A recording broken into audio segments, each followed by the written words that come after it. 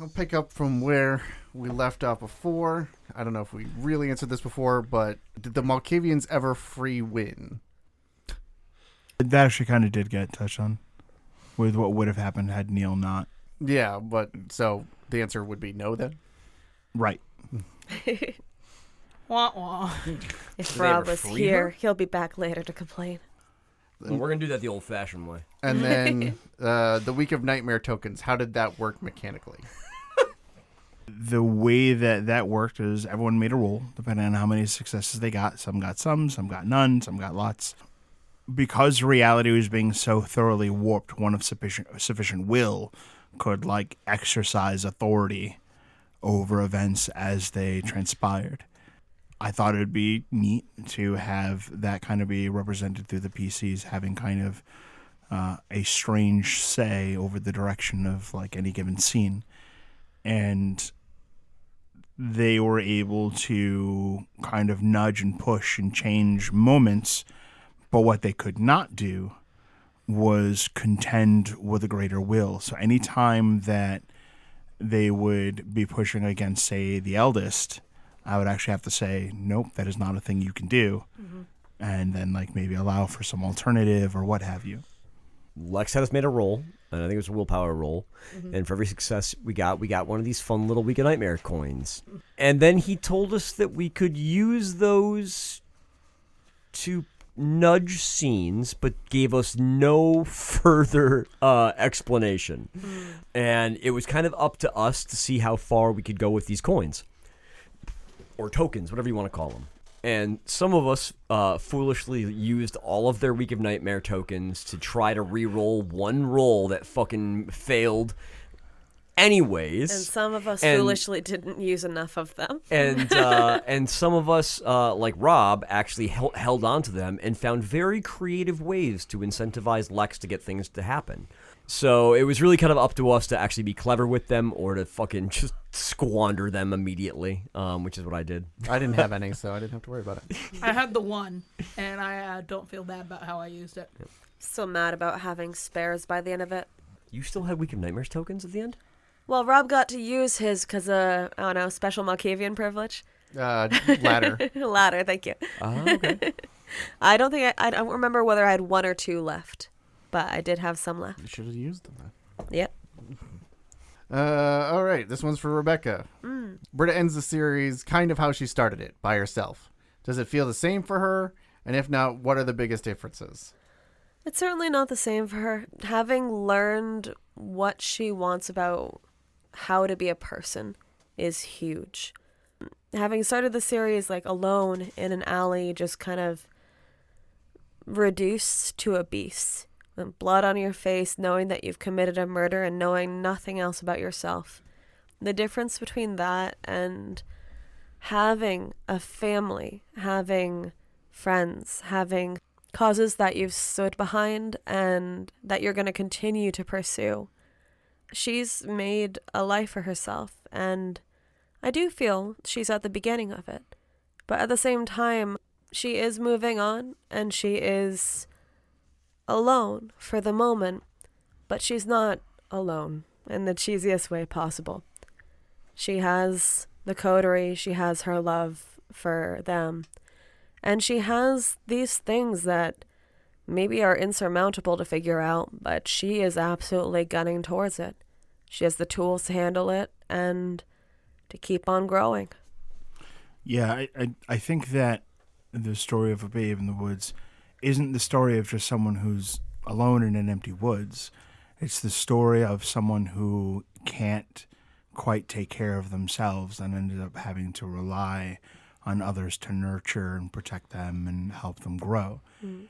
Britta's story ends with her no longer needing that and being able to venture out on her own, having made affirmative decisions for herself and having the strength of character and raw power to go out and make very bold choices for her own life. To me, that is a very big difference between A Babe in the Woods. She started A Babe in the Woods, and now she's a wolf. Mm-hmm. Yeah. Well, in many ways, Britta for sure was the perspective character. someone who can help us help you learn what's going on with the world of darkness and how any of these stories work, fresh eyes, lack of understanding. And I kind of like to think that, like, she's moving with you as you continue to enjoy what we're bringing here. With more understanding, you've gotten a hold of our personalities. And also, she started with no past, and then she ended it with plenty of past, right? We'll do a quick double one for Johnny. Do you think Johnny could have taken on Reese? And how awesome would Johnny ripping Reese head off on a scale of 1 to, spoiler, episode 100, ending Dark Selena fueled by Troil? Johnny absolutely could have taken Reese, but the big problem is that Tremere versus Bruja is like a coin toss. It's like whoever gets the other by surprise wins. If the Tremere has time to prep and get a few spells off and get the right scenario, they're good. But if they're not ready and the Bruja just says, fuck it, I'm killing you, they usually die. And I'm pretty sure Reese knew that. So every time the two of us encountered one another, he made sure he had a plan. Yep. Someone else's body to hang out in. Or reasons for Johnny not to fucking fly off the handle and just rip him in half, right? Made himself too useful to kill by exactly. by rage. But I mean, I feel like that's just the relationship between Bruja and Tremere, period, right? Like that's, I think that's like rule 1 of Tremere school is, all right, here's Clan Bruja and what you must know to deal with them, right? Like, No, it's straight up. Like, And then the other, out of all the coterie, Johnny may have gotten the happiest ending. He's alive, his daughter is alive, and he's reunited with her. How does it feel knowing that he was very unhappy with his life as a kindred to, after all that happened, kind of have the life he always wanted?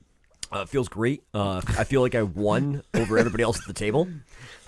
This was actually competitive, and I beat fucking Rob. I beat fucking Erika. I beat fucking Tim. Ouch. I beat that girl over there, whatever her name is. Fucking, I won, motherfuckers. So I'm with you, motherfucker. And she will remind you of that. You didn't win shit. Erika and I beat Rob. Erika and I There beat you Tim. Erika and I beat whoever that girl is over there. Statement amended. All right, on to Oh Erika. yeah, Rebecca. Mm-hmm. Who's that? Being an asshole. If Wynn was at the third level of blood bond, do you think she still resists trying to kill Miles? Well, I mean, the important question here is third level blood bond with who? I think it is meant with Miles. She wants to try and resist killing Miles at all costs. I mean, she was technically at the third step bloodbound with Lucinda, and she wanted to not kill Miles. If she was at the third step blood bond with the person that she was supposed to kill, I feel like pretty obviously she was going to try and not kill him. Yeah. Like, killing Miles is not something she wants to do. She will threaten to kill him all day. She will threaten to, put a boot in his pooper all day. But I don't know, like that. you probably shouldn't. It's a very visceral thing to say. Boots are not sanitary. And those boots are also not just made for walking. well, I mean, yeah, and I kind of consider Wynn a protector by default. Yeah. And she's absolutely down to kill. Yeah. But usually if she's crossing that line, it's as a means of keeping someone safe. Yep. And I think if killing Miles did not in turn protect someone she loved, Yep. she wouldn't even consider it. Yep. And very honestly, if she would only strike the killing blow as opposed to, like, torpor or staking, if it was absolutely necessary. Like, for all they bicker, for how different they are, the overlap in their Venn diagram is basically just 2 sets of dinner plates. But they work really well together, too. But they work really well together, and they care a lot about each other. Mm-hmm. And I think that's been made pretty obvious through their actions, if not tacitly said. There's nobody in the coterie that Wynn wants to kill. And she wants to protect everyone in the coterie. And at this point, should she encounter Miles again, that's, I guess, the big question is it still Miles, or does she need to kill Miles in order to protect Miles? the continuation of the Demon Miles plot line following after Eden is very interesting to me. Only someone could write some fan fiction about it. I know. I mean, That'd be fucking... do we have a creative fan base? Is that a thing we have? Okay, let's not taunt them. Take the bait. I'm going to give you eternally Feed the straight man. us. I'm going to give you a second one here. Wynn has always been the caretaker of the group. But in this final fight, she chose not to go to Kabir, and he died. And she chose not to go after Neil, and he died. How does she handle the two of the most important men in her life died, and her choice led to her not being with them? So first of all, ow. Second of all, in actuality, Wynn is pretty devastated by both. For time reasons, we didn't have a whole lot of time to explore the ways in which this has changed Wynn. She's not someone who believes that grief is ever a reason to not risk things for love, but you should always learn from the pain that you get. And I think that was probably played a big part into her overly sentimental send-off for Britta. Was she genuinely never knows anymore if this is going to be the last time.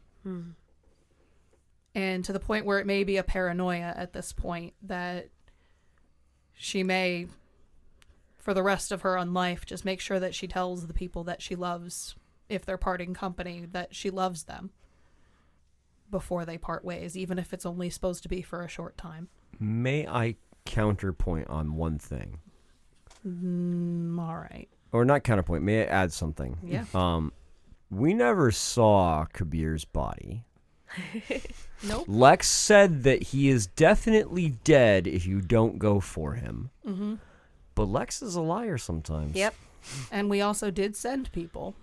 We don't know if they went for him. There's a lot left in the air. I will say this. I think Wynn made the right choice. And here's why. If Wynn can only protect one person, it really ought to be the person that can't protect themselves. And I feel like Kabir is a fucking grown-up who can handle himself. And the same holds true for Neil. And she ended up being where she needed to be when she was needed most. And while I think it hurts and absolutely puts a burden on her shoulders, part of the point of Wynn is that she can bear burdens that others can't. Mm-hmm. Do you know what I mean? Does that make sense? It absolutely makes sense. That's a huge thing for her. And I don't disagree with you. She will always doubt whether she made the correct choice. And she will always regret that she couldn't be in two places at once. But protecting Torpid Weathers when Kabir was still capable of using disciplines. Protecting Britta, who was going to be attacked while Neil was capable of creeping away. And someone still needed him alive. Nobody wants to be the person to have to make those choices in those moments with so little. But Wynn, I think, made the best choices she could. But she will always hurt that she had to make them. And what they cost. And it will probably change her going forward. We're going to do one for me. As a treat. If Miles had been guided to Neil's body, didn't use the resurrection on Johnny, would he have brought back Neil? 100%. I would have then had a very interesting conversation about Marcos. And he would have been on the wrong side of it because I just brought him back to life. So. That's the pettiest fucking resurrection I've ever heard. And then... pettiest use of a demonic investment. Oh, yeah. Rob will be back in like an hour, Yeah, you know. that's fine. He can listen to this when it goes live. Other than that, we're probably, to get through these final nights, going to need a real big book nerd. And I'm a moderate book nerd. to be fair, if I'd done it with Arabella and the use of the mark to find his body, he would have been dragged around by Team Demon Niles. Yeah, that is true. To Lex. What was on Lucine's computer screen that Wynn tried to look at? Fucking great question. That is a good Put that in. one. That is a great question. That is Ceramorphosis. Communications with Hardestad regarding the end times and the need for the acquisition of certain things, namely Eden. There was a chance that if those Josians stuck with the PCs and were kept along with them, they would have kidnapped Eden from underneath the PC's noses to be brought to the inner circle. Well, then they would have caught an archon to the face and the ass. They would have felt horrible for it, but they have no choice. Yeah. Where did Katarina? Katarina. Oh God. Where did Where did Catherine the Wise get her information about Dark Selena? Katarina the Wise is actually really fucking old and has quite a bit of history with scholars of the clan, and kind of quietly knew an awful lot about Dark Selena because she was a member of the Sabbat, and she had become so disgusted with the Sabbat losing its way that there had come this point where it actually turned out that Polonia was using the Black Hand to try to kill her. And figuring this out, she faked her death and was looking for information, developed ties with the Camarilla, and was down to work with the PCs because the PCs were a group of Camarilla kindred who were like, no, really, Gehenna's a thing. So, of course, Katarina the Wise, who believes Gehenna's a thing because she was fucking Sabbat for a long time, is like, hey, I actually think you guys are cool. And in my mind, there are 5 sects when Gehenna starts, at least for like this arc. And it's obviously the remnants of the Sabbat, the Camarilla, the Anarchs, the Society, the Red Sign, and the Neftali. And I think she becomes a very, very big supporter of the Neftali.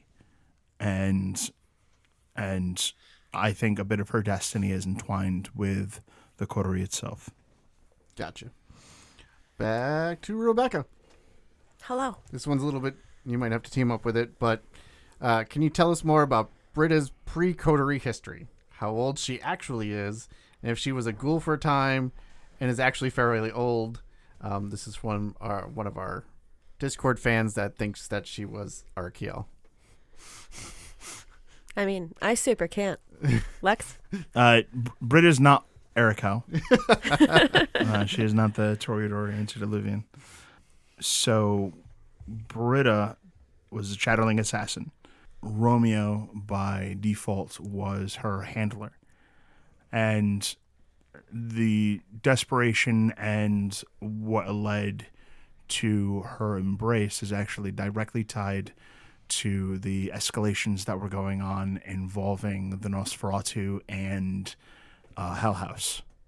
Britta's job was to kill Vito Zantosa and basically embed herself with the Camarilla in order to see the job done. That's why she had certain triggers put into her mind that would go off under very specific circumstances.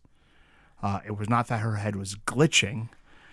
It was that she was initiating protocols for the things that she was supposed to be taking care of. And one of those is that Vito Zantosa must die. Or Vittorio Stanovich, which is the dude's like actual name. So, in essence, Elsa Linden was kind of being used by the Telmaira unwittingly because she would take in these fucking strays. So, as long as Elsa Linden's willing to take in Toreador strays, they have a means of embedding themselves with New Haven's Camarilla. It's just that, unfortunately, Britta didn't get picked up by the person that they thought would pick her up. She got scooped up by the fucking coterie. And that was kind of the big fucking oops that happened and led her in a totally different direction. It's not a bug, it's a feature. On to Garrett. Now that the masquerade has fallen and Johnny and Jessica have been bonding again as father-daughter, do you think Johnny would make any attempt to reconnect with his ex-wife and son?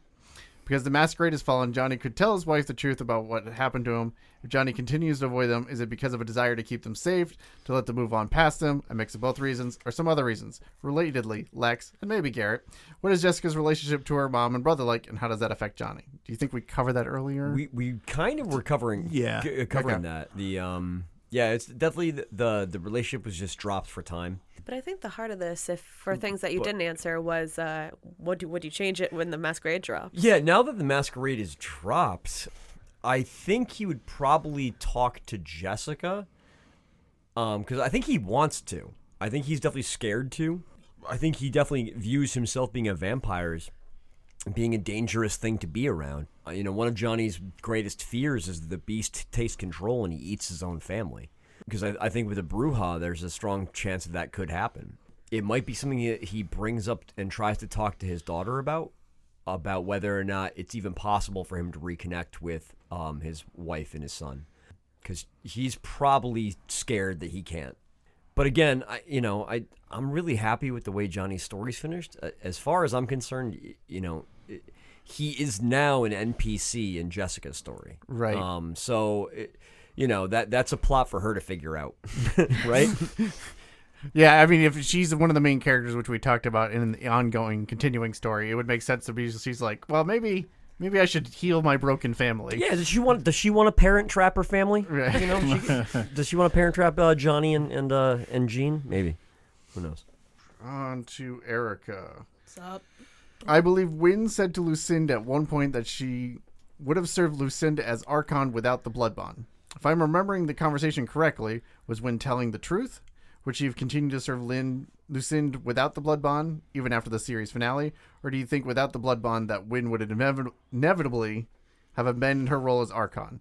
Finally, do you think Wynn would have been willing, or perhaps even desired, to kill Miles if Lucinda hadn't used the blood bond or dominate? We covered a little bit of that. We covered a little bit of that in that Wynn has no interest in killing any member of her coterie. So here's the thing about Wynn. If you make demands on her, she will automatically say, fuck off. If you tell her that you need help with something, she will be generally amiable to help you do it. And really, all Lucinda had to do was ask. And unfortunately, she's Lucinda. And that's not a thing she's gonna do. But she would have had Wynn's assistance. She would have had Wynn's loyalty. She would have had Wynn's begrudging respect if she had come at it from a point of equal standing. But Lucinda's a fucking Justicar. And that was never going to happen. Again, that's one of those things, if there had been more time, I did have plans for... Not gonna lie, there was some thought about trying to seduce Lucinda. Why not? She has some step on me mommy energy. I don't know if it's seduce or just proposition. Yeah, you gotta start with It's the same thing for her. Usually seduction has got a point, right? So does proposition. Hey, listen, you want to go in that alley over there? Yeah, look, I know there's a great alley for fucking. Like, what self-respecting Justicar could turn that down? Your power, would you like to make fuck? Yeah. Yes, Kabir shows up, too. Works on me every time. Mm-hmm. And I would have liked to have Wynn be able to sit down with Lucinda and say, stop telling me what to do. Ask me for help. This will go a lot easier for both of us. And Lucinda would be like, no.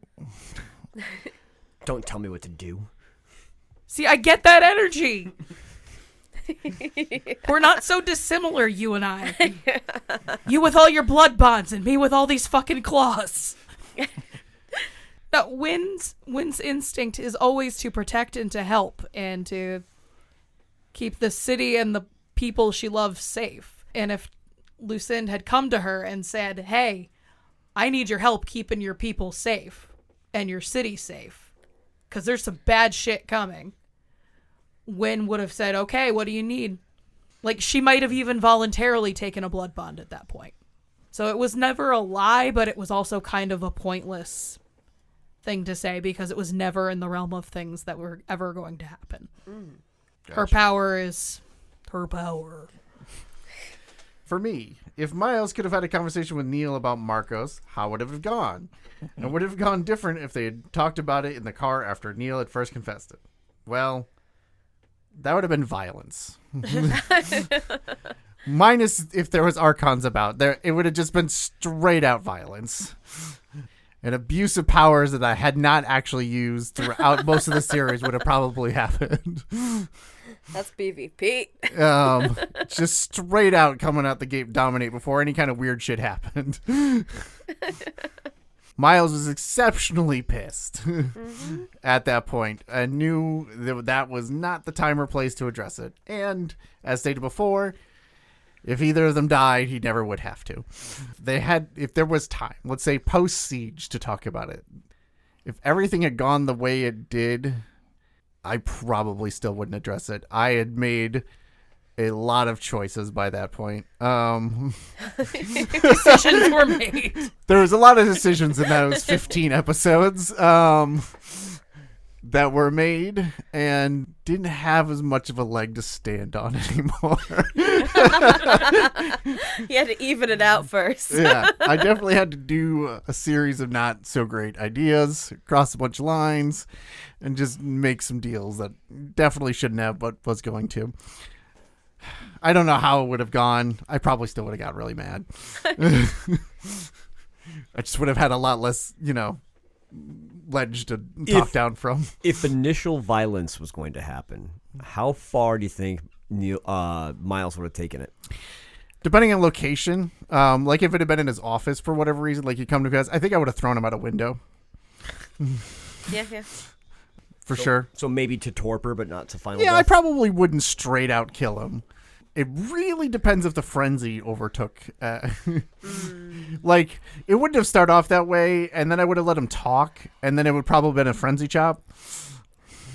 What with the talking? with the talking. Because it was clear that he was unapologetic about it. And that was part of the reason that Miles was extraordinarily pissed. Mm-hmm. Is there a connection between the crescent moon of the TMR, the Black Hand, and the last daughter of Eve, or is it just coincidence? Coincidence. As far as canon's concerned, I don't know. The prophecy regarding the last daughter of Eve indicates that they are marked by the moon. And in this case, it's the birthmark on the palm. But that can also mean that they're kinfolk and are just kinfolk of lupines. It can also mean that, they are batshit insane and are touched by the moon. There's a few possible interpretations, and I think that, to me, that the crescent moon is meant to kind of symbolize the final nights and the events that are meant to ultimately transpire there. And her crescent moon kind of draws from the same concepts as the Black Hand crescent moon, the Talmahira crescent moon, etc. But it isn't necessarily... It certainly wasn't like created the same way. Like there's a ritus that the Sabbat do where they where like a dominion actually like draws in the crescent moon and it fills in as the ritual's completed, and the Talmahira crescent moon is only like visible while they're in the Shadowlands and is like specter bait. Like there are weird little nuances to the different crescent moons. So hers is different, but it draws on the same themes I see that those do. Gotcha. Was Dubair in on the whole Nara and Neil Sire thing? Yes. Yeah, he was specifically a Nodus researcher that was looking into secrets of like antediluvians, etc., etc. I would have gotten that out of him if I'd been allowed to fuck him. Damn dice. And that's not to say that Jubair was like a mustache twirling bad guy. Like, as far as he's concerned, like this is just it's a study and the opportunity to learn secrets of the world. As far as he knows, it's normal Malkavian things. Yeah. Right. Back to Rebecca. Britta's romance with Pendragon seemed to be a very important part of your story you wanted to tell with Britta. Could you talk about the issues you have with how villain-hero romances have been portrayed in other stories that led you to wanting to create your own? I'm not necessarily asking you to trash anything, unless you want to, but maybe you could talk about what you feel is often missing in those stories. See, it's time for my thesis. let's be real. I just want to hear a Rebecca rant. Well, there's a couple things that I should cover before I get into the rant. I think it's important to note that Britta's story with Pendragon isn't over. Whatever that means, right? Like, she's going to find her heart. And she's had this ladder experience, and she's had this confrontation of the heart wants what it wants versus who she is and who she's built herself up to be. So she's come to know herself and trust herself much more, and that puts her in a different position. So Lex paid me a compliment once, and it's a compliment that's dear to my heart, when he was introducing Pendragon getting broody and interested. He told me that the things that I like about vampire are at the heart of the genre. Because I was feeling, I don't know, I wanted there to be more romance and more seduction, more of that kind of like back and forth that to me represents the heart of vampire. There's different kinds of vampire stories, and for me, romance, predation, sexuality, all those things are central to that kind of story. And I really appreciated, like, frankly, Lex surprising me, because I did not know Pendragon was going to be doing all that. And, you know, pulling back the curtain as well, like, I think it's fair to say that it was a way of trying to, I have a tendency as a role player to prioritize the stories of the people around me. And that sounds like a great habit until you realize it's a collaborative game, and, you know, you got to do both. You got to tell your story and the stories of the people around you. So I think in some ways it was to help me out of that shell, right? I don't know if I want to speak too much towards like your objectives on that. You can cover that if you like. But I guess that's where I need to start. Go on your rant. Go off, Queen. So I was surprised with this romance, but I was deeply, deeply excited about it because, I mean, I talked a lot about how I love these stories so much. And it's frankly not because of great representation in media. It's one of those tropes that is kind of slung around, but to very little meaning. Sometimes when you just kind of need a villain to do something evil, right? They'll start acting sexually incorrect or whatever it is. Like, it's a trope that is often put in very thoughtlessly to stories. But when it's done thoughtfully, when it's done and it calls out something in the characters, I really think that like a good villain hero romance tells the story of what brings these people together. And that can expose so much of like the darker parts of people's personalities on both sides. Whether it's talking about like the villain's possessiveness or insecurities or the way they see themselves, or whether you're talking about what the hero sees in themselves too when looking at that villain. I think that I feel like what's missing in those stories is frankly playing it straight, taking the characters as people, letting them be themselves and explore what attraction means in a context that isn't wholesome, isn't pure. Everyone feels things that they have no want for, regardless of whether that's sexually, romantically, or any other part of your life. Desire is not something that we control. And desire being part of a vampire story, inherently, I think it's important to tell messy stories. I think not just for the sake of messiness, not just for the sake of glamour.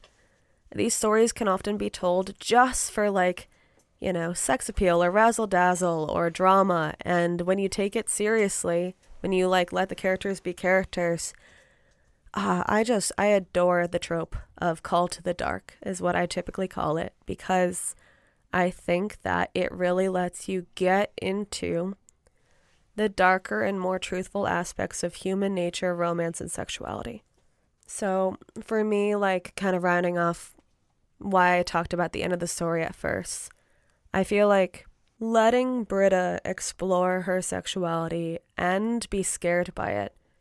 I am proud of that. I'm really proud of the fact that she was terrified, that she was a victim, that she was pulled in and frankly abused by someone who is awful, and that she's able to recognize her own heart and her own feelings and navigate that awful situation.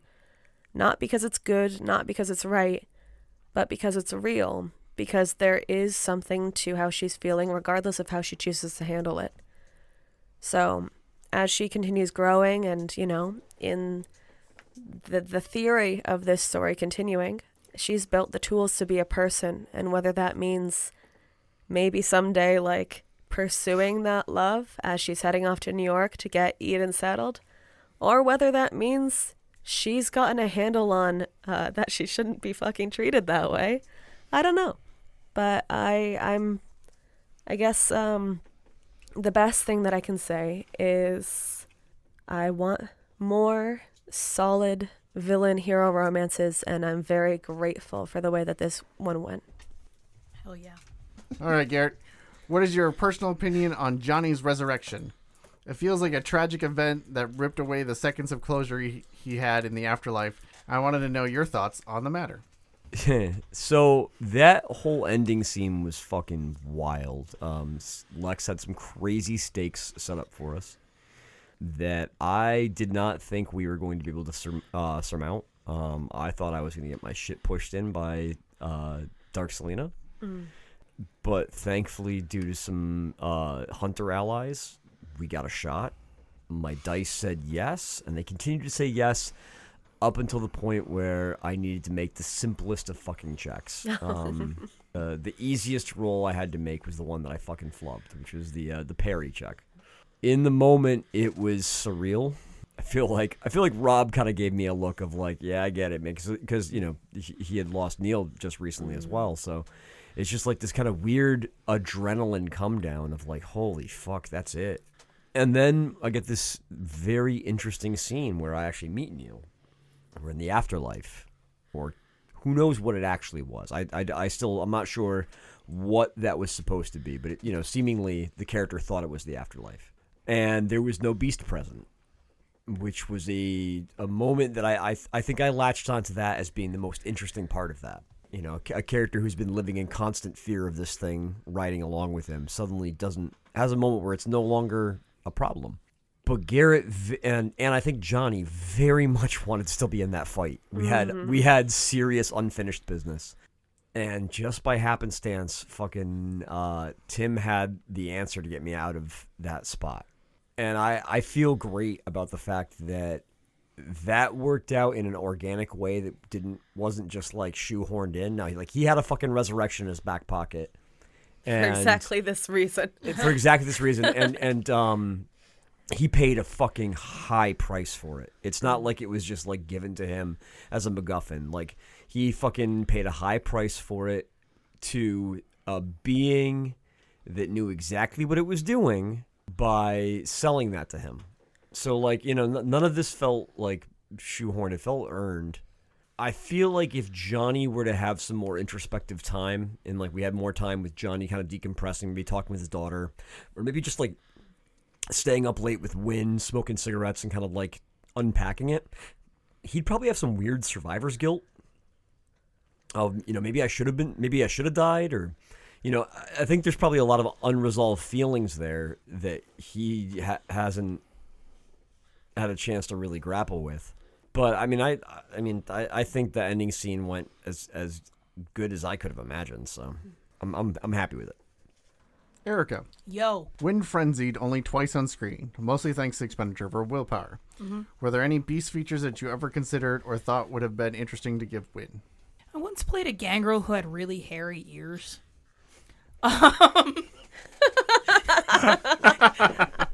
Done. There it is. No further explanation. Weirdo. I was really into casting latex at the time, and I had cement molds of my ears, so it was really easy for me to just make custom molds of my ears. As you do, yeah. Like, you know. So I made some latex molds in my ears, and I took some hair from my brush, and I laid the hair on the brush, or on the ears, and I just had some really hairy, pointy ears as my gangrel. Tim, you are giving me such a judgy look right now. You also used your own hair as part of this. Well, whose else's was I gonna use? Okay. I'm moving on. Unless you would have actually, presented with a different answer. I had thought about, like, I'll be real. Anytime I thought of, like, doing something like a forked tongue or something like that, I just imagined it getting sexual immediately. Her eyes were already a beast feature, so adding something there didn't particularly work. Changing the shape of her nose crossed my mind to make it more feline, but that would have made her even more of a masquerade issue. And that just wasn't something I wanted, a complication that I didn't really want to invite. I would have taken it if that had been a thing, but... I know you talked about bird feathers, too. I had talked about bird feathers, just feathers as hair. I had thought briefly about quills, but then I realized that Wynn hugs an awful lot of people, and that would have been just a goddamn shame. Devastating for her. Just devastating for the world, really. You should have just taken monkey feet. How much more do you want Wynn's feet in the world, man? I mean, the shoes you're wearing barely consider themselves to be shoes. So. Those ones got dissolved by the dragon. We got rid of those ones. That's fair. That's probably what killed it. Honestly, probably very real. Those shoes themselves were a weapon of mass destruction. If you want to go sexual, you could have got an extra set of nipples. You're implying that she doesn't already have that. Oh, fair enough. Okay, so I think I'm good. For me, Phew. I've always been very interested in what Miles' early unlife was like, and Miles' relationship to his sire. Could you elaborate a little more on that? It's fine if you don't have the details about Miles' past, but I'm more interested in the general ideas and vibe that shaped Miles as a vampire. What was Miles a Gauge like? Which there's a follow-up, like, how did I earn Lightbringer? And we've talked about this because I didn't think the Agauge was what the Agauge was until much later. What did you think it was? I really thought Agauge was the Ventrue basically took all of their sired children and sent them to, like, Ventrue school. Like, You're going to a private finishing school, school. AU? yeah, I thought they went to finishing school. So, like, they sent them to network with other Ventrue and to finish their training under Elder Ventrue and stuff like that. I'm gonna be honest, that actually does make sense. That I think that's a viable, like, I think that would be a viable other option for what the Ventrue do. Just because a clan about being connected and brothers and stuff like that, it doesn't make a lot of sense for them to not know a lot of more Ventures. So you might as well get them to know their generation. It makes so much more sense that it's done that way, right? Like, part of it goes is that you get brought around to meet these other, like, Ventrue, but just doing a fucking, like, school, getting, like, a weird class ring with the other, like, Ventrue who finished at the same time as you, that shit makes sense to me. Like weird, like, English nobles who went to, like, school together. Yeah. And, like, we're brothers from our time. The Ventrue Regatta. At the same time, they don't graduate. There's, like, not a year graduation. Like, there's a headmaster that graduates them whenever they think they're ready for it type deal. Yeah. Like, you were way off, but, like, I know. I think in a great way. In a great way. That's what I thought for, like, the longest time was what it was. So I was like, oh, yeah, Ventrue Finishing School, right? And I don't think anyone corrected you because that's a funny joke. I straight up like that better. Yeah. Ventrue class rings is the best. To be honest, I've never heard the Agauge referred to as anything other than Ventrue Finishing School.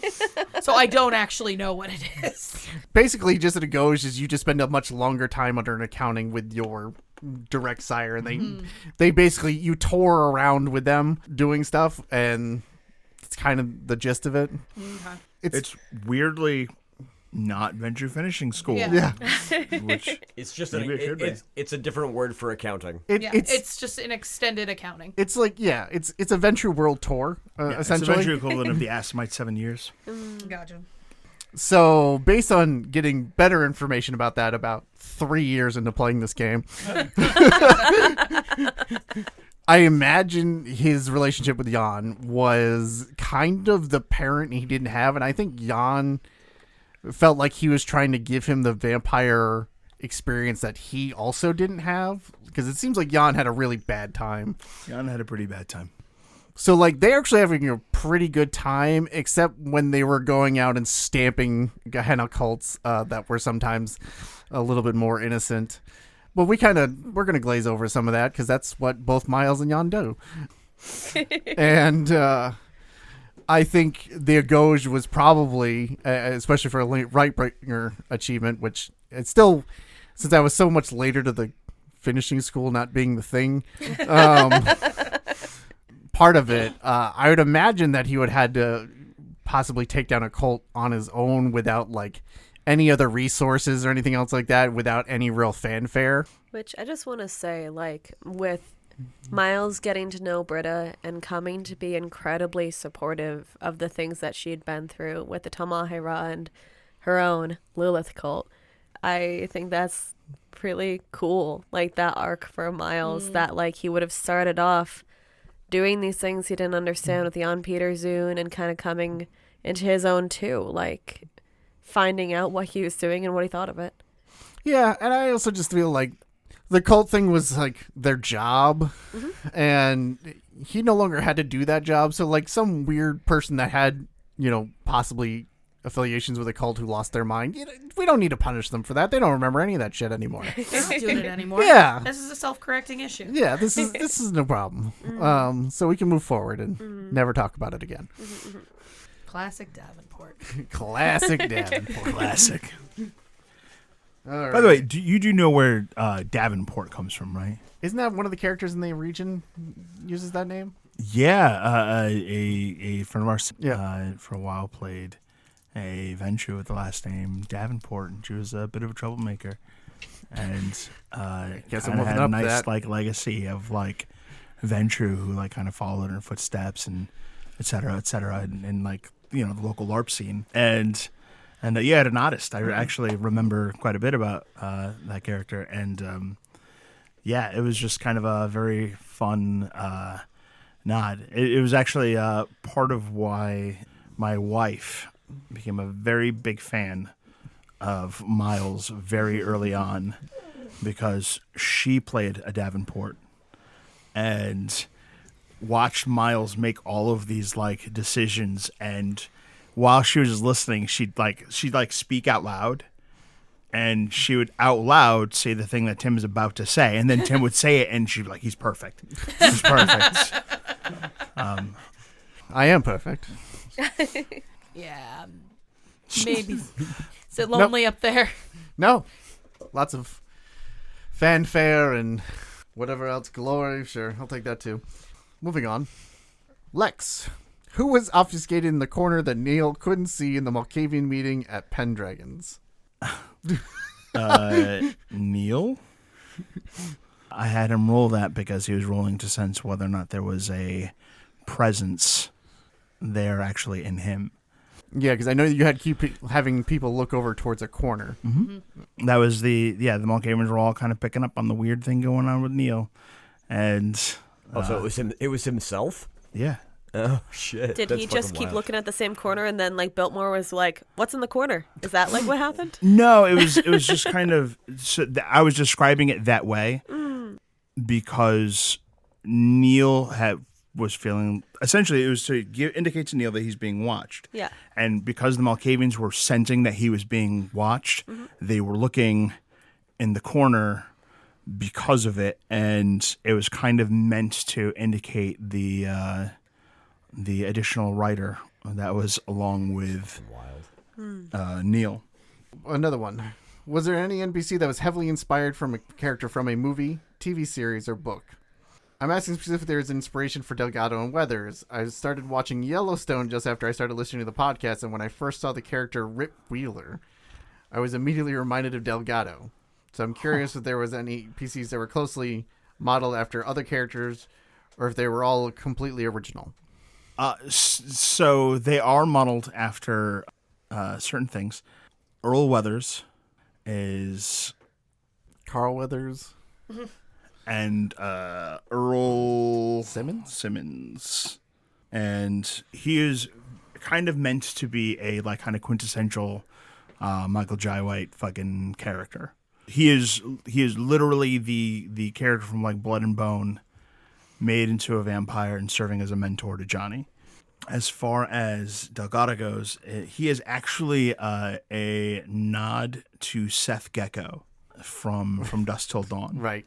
In my mind, he's certainly from like different timelines, changes. Right. But at its core, he's basically if Seth Gecko never made it out of crazy vampire like strip club bar, and like that's kind of where a bit of like my thoughts towards him came from. I always forget how much you love Seth Gecko I as a character. fucking love Seth Gecko. Yeah, I don't know if there was any other inspirations because I know we talked about. I'm trying to think about it too many. Some of them are canon to the books, so we know those. Yeah, they're canon characters, and they're characters that made up. Yep. There's a character named Pug Jackson in Dark Colony. Dark Colony book, and I didn't want to use him. I just kind of felt like he's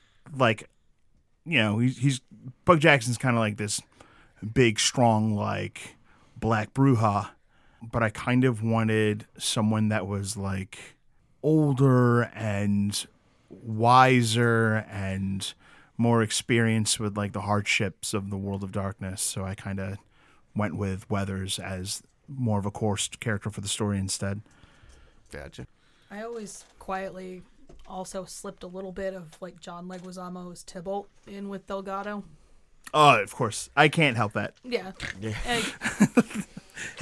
That's why I had the shoes he had. I figured. 100% Yeah. Tybalt energy. Yep. Garrett. Yeah, what's up, man? In Johnny's solo episode, he returns the werewolf girl's body to her family and later on drops her father at his haven. Hypothetically, if Johnny and the werewolf dad were to have a conversation once they were on good terms, how might it go? Especially concerning their daughters. It's not like we haven't talked about I that know. particular scenario. That is one that has been on Garrett's mind on many occasions. Yeah. Honestly, They probably would have been beer friends. Yeah. Johnny would have hoped that they could have been beer friends. I mean, truthfully, like I always kind of played it as with my in the back of my head, knowing that if the get ever was straight up like the only thing that can repay my daughter's death is blood, Johnny had been like, all right, go for it, take me out. He would have given himself up because he know that he was ultimately the instrument that killed her, even though it was the Sabbat that engineered it. It was still Johnny at the end. He probably would have at least asked to make sure that he could get his affairs in order, to make sure that his daughter was okay and things like that. But I think he would have accepted punishment from the get. If the two of them ever could have reconciled, I think they would have been the best fucking drinking buddies. And I think that's what Johnny in his heart of hearts. That's what Johnny was. He honestly, I feel like the one thing missing from Johnny's life is having some actual Dad friends, dad drinking buddy friends that he could hang out with. So that I think that's secretly what he would have wanted. But realistically, I think it would have probably been a conversation about blood debt, and Johnny was ready to face the music in that scenario. I don't think he begrudged the get offenders for wanting vengeance for what happened, and he probably would have just given it to him. Erika. Yo. How does Wynn feel about her awakened into Diluvian? Does she resent Noya's attempt at diablerie? Is there any curiosity or interest in learning more about her and communicating with her? Or is Wynn's focus on keeping Eden as far away from that thing as possible? I mean, you can't really hold a grudge against a hurricane. Anoya is a force of nature. You can't really get mad at it for doing what it's meant to do. You can be upset about the circumstances, of course. You can be upset if it hurts someone you love, but it's gonna do what it's gonna do. It's not really it's a slavering, hungry beast. It's not gonna be reasoned with. You play by the water, that gator's gonna bite. Yeah, go and get that gator. Oh no. What is that? That was fucking great. Gary waited his whole life for that line, and he delivered. No, it helps to think of antediluvians from Wynn's perspective as less of that they are people and more that they were people and are universal constants at this point. I think that's actually, like, honestly, a pretty good way of looking at it. Yeah. Like, Wynn's totally right. Yeah. If only people listen to her. Tim took that to heart immediately. He's like, she means me, and we're going to move on. I'm not listening to this. And I mean, by that same notion, the same reason people are interested in volcanoes and natural disasters and gravity and meteors and serial killers, things that act beyond reason and scope. Yeah, of course she's interested in learning more about Anoya. She's interested in learning about who Anoya was before she became this thing that she is. You know, context is a deeply important thing. You know, it shapes everything. You know, she would very much like to know why Ravnos and Gangrel don't get along, and she knows Anoya's very much a part of that. She has some deep-seated fears that her leaving Kabir behind was a perpetuation of that. I guess that's the best way to think of it. Anoya is a devastating natural disaster that is fascinating to think about and very dangerous to get in the way of, but ultimately not something you can really hold a grudge against. But as an aside, I find diablerie terrifying.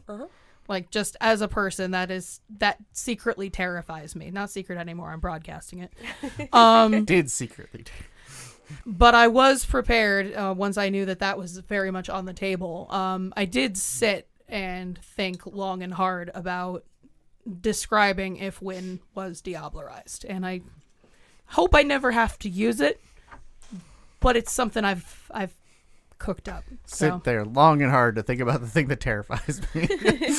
I mean, that's my Anoya there, man. All right. Rebecca, there were several emotionally intense and risque scenes between Britta and Pendragon between episodes 49 to 52. That's House of Wolves in the beginning of season 3. If you're comfortable sharing, what kind of conversation went into those scenes to mentally and emotionally prepare? Path of Night is very forward, that there are conversations about consent and boundaries at the table, but the models for those sort of conversations seem to be few and far between in the TTRPG scene. Or I'm just not looking in the right places.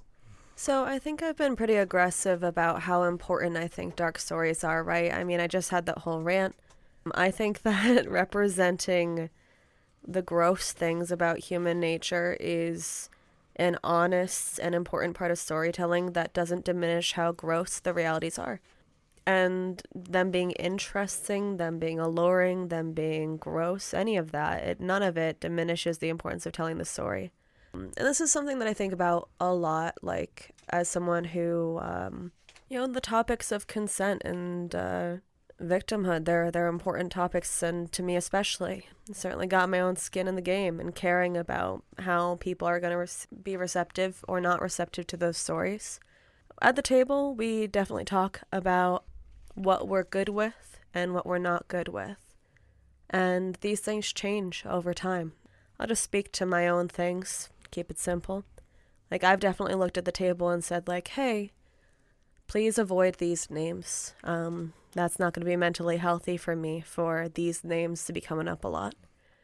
Just, not like specific names from my life.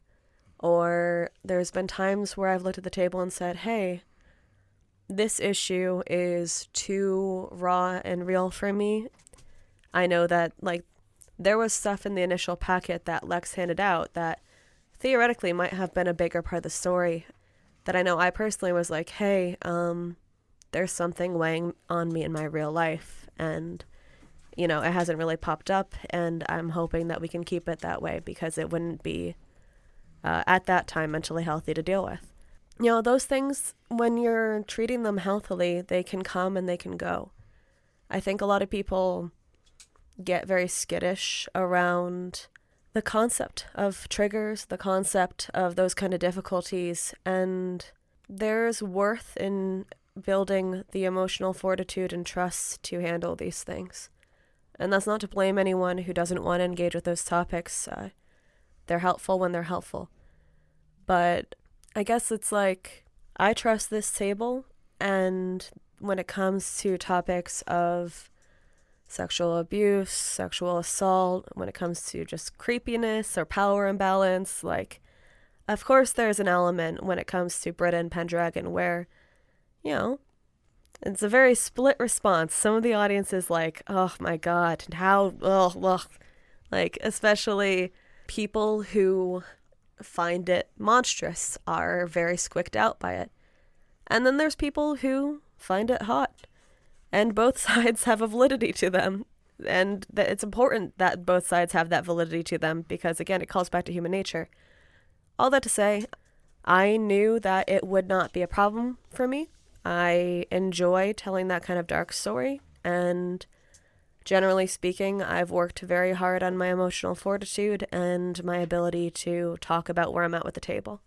If I can interject real quick. So I think in terms of the practicality of being a open table, we have two things that are secret weapons that I don't think are necessarily obvious, that if you're trying to practice better table communication at home, you're going to have to keep these in mind that what help us. The first is that we have a long history gaming together, so we're very good at reading body language or the behavior of our fellow table members, and which gives us some very good clues about when we need to stop roleplay and check in, which we are always happy to do. And I think everyone should get in the habit of, if you notice something weird at the table, stop the game. Yep. And just check in real quick. Say, hey, I noticed that you were acting a little strange. How is this scene going? Is everything okay? I think that's, people can get a little scared that they're stopping the flow of things, but I think it's better to get in the habit of stopping and checking in. So that, because we know each other for so long, that's been a huge favor. The other thing is the format of recording a tabletop game means that one person, in an ideal world, one person at a time is talking into the mic. We're very bad about breaking this rule. People get excited. They start shouting at the same time. We have better manners around the podcast table than I think we would at a Thursday night D&D table, right? So that works in our favor because it really is important that everybody's paying attention to everybody else when they're role-playing. And we're listening to every other person. We're not trying to talk over one another. And in terms of checking in with like safety and how someone's feeling, it's easier for us to hear what people are saying, and we're not trampling over and letting people feel left behind. And let me back up. That still happens. I know that we will oftentimes leave somebody behind who still has more to talk about or more feelings to resolve, and we'll, start talking about some other dumb thing because we're, everybody at the table can at one point or another get really excitable about things. But because we're all trying to talk into the mic one at a time, it really does help to curb that. So if you keep that in mind at your own home table, realize that, hey, even though we're not recording, maybe let's try to be very mindful about letting one person at a time talk, give them their say, keep an eye out for, tells. You'll probably do better for trying to have really dark roleplay scenes that could potentially be triggering. I have lost any callus that I have for bad roleplay habits in my tabletops. And that's very much thanks to the habits we have here at this table and the habits that I've developed at this table. And it's because I know that, like, during the Lucin blood bonding scene, there were some very big feelings happening in me. And at one point, I just, did a hand gesture. I'm like, I need a minute. And we stopped. We just stopped. We took a break. We talked about, if you are feeling this kind of way, that Wynn should be feeling that kind of way. Like, this is a very disenfranchising thing that is happening to her. Now, what kind of a story are we going to tell with this? And it's very important to always reframe the things that are happening to the characters as happening to the characters. I have also lost any shame I ever had about stopping what's happening at a table and saying, hey, are you okay? Because if you're not, I think we need to take a minute. And I've walked away from games that don't respect that sort of play. I'll put it really bluntly. Listening to the people that you're interacting with is basic respect. And that's cruel. And I understand that, it's not that easy sometimes. But when you're choosing to sit down with people and you're choosing to tell a story together, you should want to hear what people have to say. Mm-hmm. You should want people to be able to communicate their full opinion, their full idea. Sometimes that's not possible. Sometimes the energy is, different. Sometimes things are just hectic. But when it comes to dark stories, there needs to be honesty. Yep. And there needs to be education. You need both. You can't really just, if you can be truthful to yourself, if you can be truthful to your table, if your table can be truthful to themselves, can be truthful to you, and if both of you, all of you really, can collaborate to be thoughtful and be educated about why you want to make the choices you want to make, then I think you might have more heart behind it. Because frankly, we're at this time of media right now where dark topics are sometimes being skirted out of a fear of offense or out of a fear of mishandling. And that's sad. It's sad, but it's understandable if you're not willing to tell a real story. And by caring about each other, by being compassionate, by having purpose, you can tell meaningful stories and you can incorporate tough things. Tough things are worth doing. Yep. I will say that I trust Lex to handle me and these heavy topics at the same time. Mm-hmm. Because I know we will stop and we will take it at a pace that works for us. We will tell a cool story together. There was actually one point where I was extremely pissed off about a thing happening in another game, and I decided I was going to walk. And so I was venting to Lex about it, and I just said, I don't deserve to be treated this way in a game. And he's like, and don't you ever forget it. And don't you ever go back to a game that treats you that way. I think that, as well, taking into account, table personalities, right? Erika, feel free to stop me. I'm going to use you and I as comparisons because we're pretty opposite. Erika is someone who, those of you who hear the outtakes, you'll hear that Erika's very expressive. She's very in her feelings, and she's able to kind of purge them and get through them. But that also means it is important to sit there and care and talk about it, talk and show affection and be ready to be there. Whereas someone like me, I am way more reserved. It takes a lot more to get me to talk about it, and I will only do it if I feel ready and if I feel welcome and if I want to. And getting to know your table and understanding what it means to support each other is also a huge part of the process when it comes to anything collaborative. Yeah, it's not a one-size-all approach. You gotta get a measure of what would actually be helpful to your people. Yep. How much, if at all, did Miles' relationship with feelings about his sire change throughout his own life? As Miles learned more about Gehenna and came to believe in it, did he grow to dislike his sire, or see his sire as an evil person suppressing the truth, or just somebody deeply misled? Even after Miles admitted to committing diablerie, Jan entrusted Miles with his sword and most important documents. Indeed, Jan never even chastised Miles for his diablerie or other actions. Does this affect Miles' decision later that night to accept Z's offer in the Ladder of Heaven? I wonder if Miles saw Jan's continued trust in him as Jan's tacit approval, or at least lack of disapproval of his actions. Perhaps that reinforced Miles' view that it is okay to damn himself if it meant saving those he loved. Well, I'm going to ask you a quick question here. Did Jan know about the diablerie before that? Before the War Council? Oh, that's a smirk. Yes, he did. It feels like you're at court now. At the time, he was loosely aware. Was Jan hoping for the diablerie to happen? Oh, no. No, he did not want that. He did not. What he was ultimately hoping for was that his child would prop Upton Rollins up as the Prince of New Haven, so that should New Haven have to take a fall, it's not his child that's in the fucking hot seat.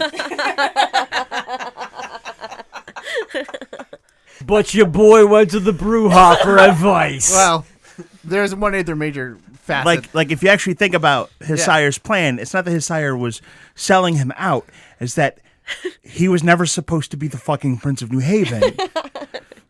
Yeah. The major problem being that Rollins was also crazy at that point. And his child had delusions of grandeur. and more that, like, so your sire knew Upton sucks. Yep. Which is why he was expendable. But you expended him before your sire was ready to expend him. Yeah. And that put you on the chopping block. And he wasn't super happy about that. I got it. The major thing being that also it didn't come out until later that the madness would wear off at some point. My dude, better that we strike now while the striking's hot, whatever the expression is. At the time, we were unaware that. No, Neil said it like 25 episodes later. He's like, oh yeah, that would have worn off. And like, that information was not presented previously. I'm sure I've told you that. Answering these questions now that I have some context in some of this. Lex, that was the funniest goddamn thing you could have said. Did my relationship and feelings with Jan change? Not particularly. I did feel a little bit out in the wind, but I also knew that he was dealing with his own stuff, and he was pretty much out in the wind many of the times on his own. And it's very hard, especially for Miles, to like get upset at people who have been generally good to him. So it's just one of those things, like, it's very easy for him to turn. As soon as you like make a really bad move to like start the relationship off, it's over. This is Shaw. Like, that's it's very easy. I forget, this happened a couple of times where first impressions came through and the person's like, you suck, and I'm like, this man must die. The tacit approval and Z. The major choice about taking Z's offer came down to the fact that my brain had been broken by the dragon in the chantry. I was half the man that I was at that point in many ways, and like resisting deals that seem really good is very hard when you're a much lower willpower. Like, when these seem like the answers to your problems and there's no real strings attached, why would you not? Because I'll punch you in the head. Nah, that's why we don't talk about it. So you get the decision and you get some action? All right. Both heads. Okay. Sweeten in the deal bit. I don't know if Jan really factored into it otherwise. That he died and that the camera had killed him definitely did not make me happy. I was. Wait, was he dead or was that a fake death? That is another question on here. So, okay. Well, no, you can answer it if you want. Is Jan Pieterzoon dead? Jan Pieterzoon died. But is he dead? We know he died. So, he died. Did he meet final death? I mean, you saw how that went, right? You know what? We're going to leave it at that. We're not exposing all our truths. That was a yes or no question. He was like, actually, well, so see, the thing is, you saw, There's this thing called false death. Not confirming or denying. him and Elsa are on a beach. I know nothing of this power. That Josians have. Jan and Elsa are on a beach somewhere banging. Mm-hmm. Back to Lex here. Was there an NPC where you were upset or very happy that they died? Jew by year. Many times. I very much like recurring bad guys. Hell yeah. And there have been a few occasions where the PCs were like, nah, we're fucking done with these. And we just fucking lay them out. One of those times. So the veto fight, I actually expected to go like pretty fucking differently. I actually expected there to be much more struggle actually putting veto down. Like that stage of the fight, I thought was going to be a lot longer. The Shan-Chi one? Yeah. And then they were just like, nope. Nope, he goes away. Yeah, I honestly wanted his final villain monologue. Oh yeah, and I was winding up, and they were just like, chainsaw, no. No, it was cool. Would you share that with the audience? Because I was hyped when you shared that with me. Oh God, I don't actually remember. I'm glad I shared it with you because I don't remember much of what he was going to say then. That was like a year and a half ago. Yeah, it was a bunch of Hellraiser-y stuff. Yeah, It was like 2 raves ago. well, thematically speaking, he was absolutely going to be like, there's going to be some like Pinhead vibes coming from Vito, and I basically wanted to make him sound so like horrible that it would kind of be this neat, almost like warning of just how immensely bad the things the PCs were dealing with. Because one of the things, unfortunately, I didn't get to do it, but I really wanted to convey not just that this Tzimisce stuff, Hell House, etc., was bad, but actively malevolent.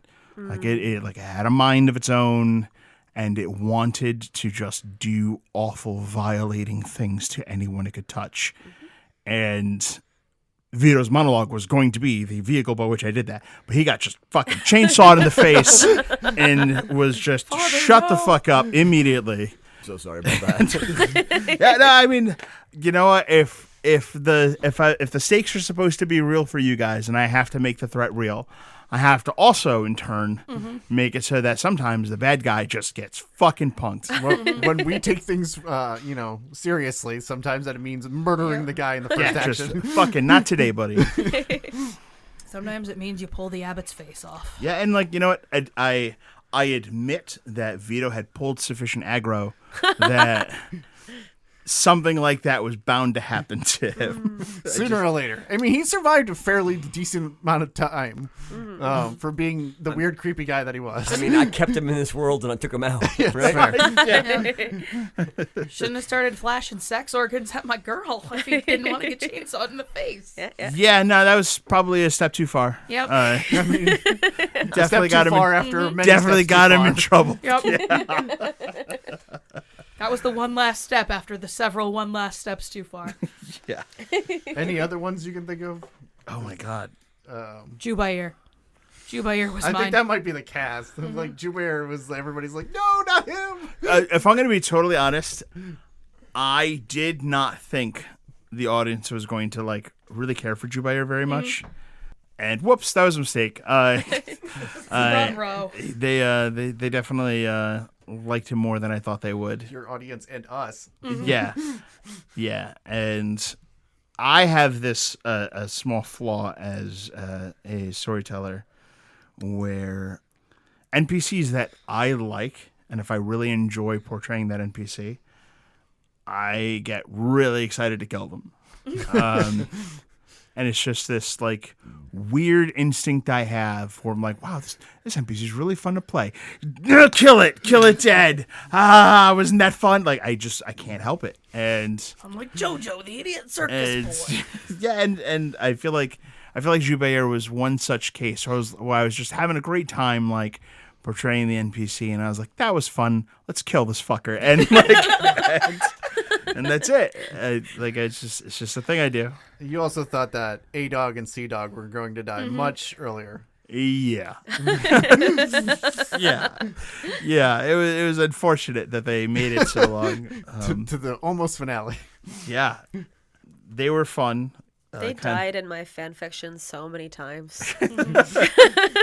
That's what makes sense. I would be at a different stage of the story. It would have been several months since the last time they appeared, and I'd be like, oh yeah, They died. No, they didn't. Follow-up question on A-Dog and C-Dog. Oh, shit. Their first appearance was what, season 2? Yes. Yeah. Escape from New York. So that was like what, 20 something, like a couple years ago. Yeah, about 3 years ago. I feel like since then, there's been a dramatic rise in how much the younger generation likes nu metal. I know. It's so weird. Do you think you're responsible? And will you apologize? Well, I'll put it to you Don't this apologize. way. If I was responsible, I would not admit it. So do with that what you will. I would not cop to that at all. In the same vein, is there any PCs or NPCs you thought you would develop or whose story ended differently than you'd expect? Oh, yeah, for sure. Arabella Rowlands. Arabella Rowlands is one of my favorite NPCs to interact with. Yeah. I'm glad. I'm glad you liked her. I would also say, Vito Zantosa kind of went slightly different, but ultimately he got what was coming to him. The Followers of Set kind of went a little bit of a different direction. We just never had really time to interact. Gabriel Delgado went a different direction at the end of that.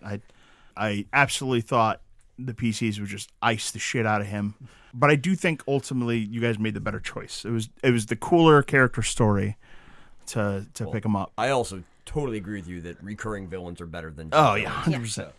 Reese, definitely. On numerous occasions, I thought you guys were going to kill the shit out of Reese. So did we. The biggest one was at the Chantry. I deeply regret when, not killing him. my I God. made so many jokes that I should have diablerized him when he was We out. should have, for whatever reason, we all decided to hold each other back when we're all like, we Oh, want to kill yeah. this guy. I was still bloodbound to him. We still needed him. It was, that was definitely the time where I was like, man, is this motherfucker going to make it out? And then he did, and I was like, oh shit, all right. I think that might be my only regret is not killing him. Honestly, yeah, my biggest regret is holding him back at that point. I think Garrett was sad about Shaw dying for like 2 years. I'm still sad. I'm still sad about Shaw dying. Yeah, actually, I'm going to agree with that. I had a lot more I wanted to do with Shaw. Yeah. A lot more. There are things that I don't think even got clearly explained in the story because Shaw died. But you killed Shaw. There was more to explain about like Warwick and Shaw and like all those connections and the Sabbat. Yeah, and the Tamahira. And the Tamahira. So I just did what I thought Reese would do, which was seize the opportunity to murder the fuck out of a Operation Longbow NPC and score a win for his team, and then just use them as like to blame for everything that he was up to, because there was that whole rivalry between the two elder groups. But I feel like I can say it now. He was not a traitor who was actually tight with the Sabbat. That's not what was going on. Oh, for sure. Yeah. Shaw was actually an insanely important person for the Camarilla being able to keep tabs on Sabbat operations. And after he died, that following season, the Camarilla kind of lost all of the insight that was coming with that, and that's how they ended up getting blindsided with an attack, etc., etc. Thanks a lot, Reese. But Shaw's whole thing was that he was working with Vito and basically paying off Vito to get intel on the Sabbat, whether operations in New York, etc., etc. It's just that, unfortunately for Shaw, he was not the master of the game that he pretended to be, and the idea was that he did not see the killing spree coming, and everyone kind of got blindsided in that situation, because I kind of wanted the Sabbat to not come across as just idiot goons. Yeah. I wanted it to be like, no, these are like dangerous killers who are masters of their craft. Yeah. Shaw was how the Tamahira was getting their intel on Vito, which was why they were trying to restore interactions with Warwick, because they needed they needed to figure out as much information they could get on Hell House as possible. They needed that Nosgos. They needed the Nosferatu were kind of, because again the Talmahira was falling apart, so their intel was getting old, which is not a thing you want in the spy game. Like they needed the web, and unfortunately for Warwick and the Nosferatu, their key guy in the area got the shit kicked out of him and was killed by some pissed off Bruja. I did not expect him to get rickrolled like that at all. But at the same time, I'm kind of cool with it happening because his death, if you really think about the trajectory of the coterie, his death was super important. Yeah. And I think it ultimately led to a better story than what I had planned. Gotcha. And then you replaced him with Renwick, and we treated him well. Oh no! We tried. Almost. He was almost friends. So Renwick, by the way, Is he dead? he's dead. But Renwick shows up. watched that Renwick happen. shows up to the domain and is like, "I know for a fact my fucking sire wasn't Sabat because I'm Sabat. he was the spy getting the information, and now everything's fucked because he's gone. Who's this coterie? What's going on to this coterie? Why do they have weird Sabat ties? Why do they have weird Sabat ties to the fucking pack that Killed my sire. killed my sire?" And Yeah. he showed up to be wicked mad at Johnny, with both of them being completely in the right. Yeah, I love fucking Renwick because from the right perspective, that motherfucker was completely right. Yep. Yeah. All right, I'm gonna ask Rob a question here. Uh-oh. Hopefully a bunch of them. Now we have them. Well, I can still spread them out a I'm little back. bit. Ready? If Johnny hadn't died, Miles still had his resurrection available, would you personally have wanted him to resurrect Neil? Don't answer yet. Okay. Would Neil have wanted to be brought back, knowing that it would be an infernal power resurrecting him? Now you can answer. Okay, that was all implied. I had some conversations with you about it. I had many conversations with Lex about it. Because we, I got a knew Neil was on a trajectory towards the end. That was pretty obvious in a lot of ways. And so we knew you had that fucking resurrection on the table. And after you got that resurrection, I talked to Lex specifically, on my own. And I was like, hey, man, this is tragic as shit because Neil's not doing it. If there's any fucking choice at all, Neil's not doing it. And if he comes back, if he doesn't get a choice and comes back, that's also the end of Neil's story. He is not going to come back from death. That's not his deal. Now, yes, the obvious screaming demon portals and shit probably makes that a little bit easier of a choice. But yeah, no, he was not going to come back.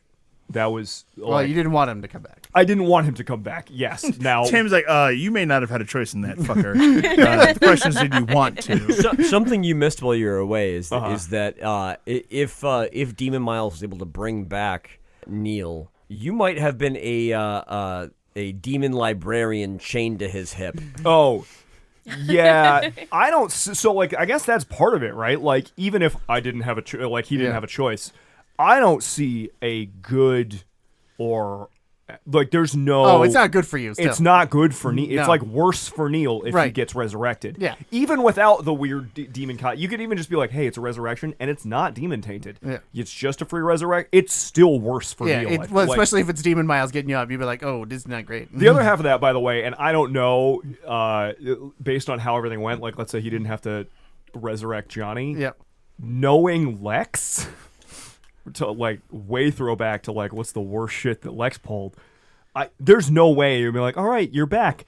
And a fucking vessel for the eldest because you're already infected and here you go. You fucked it up. Everything's fucked up. You made everything a million times worse by bringing this infected, I think flesh close, puppet. but if we're just talking, Well, he's dead, so it would have been your sire in that body.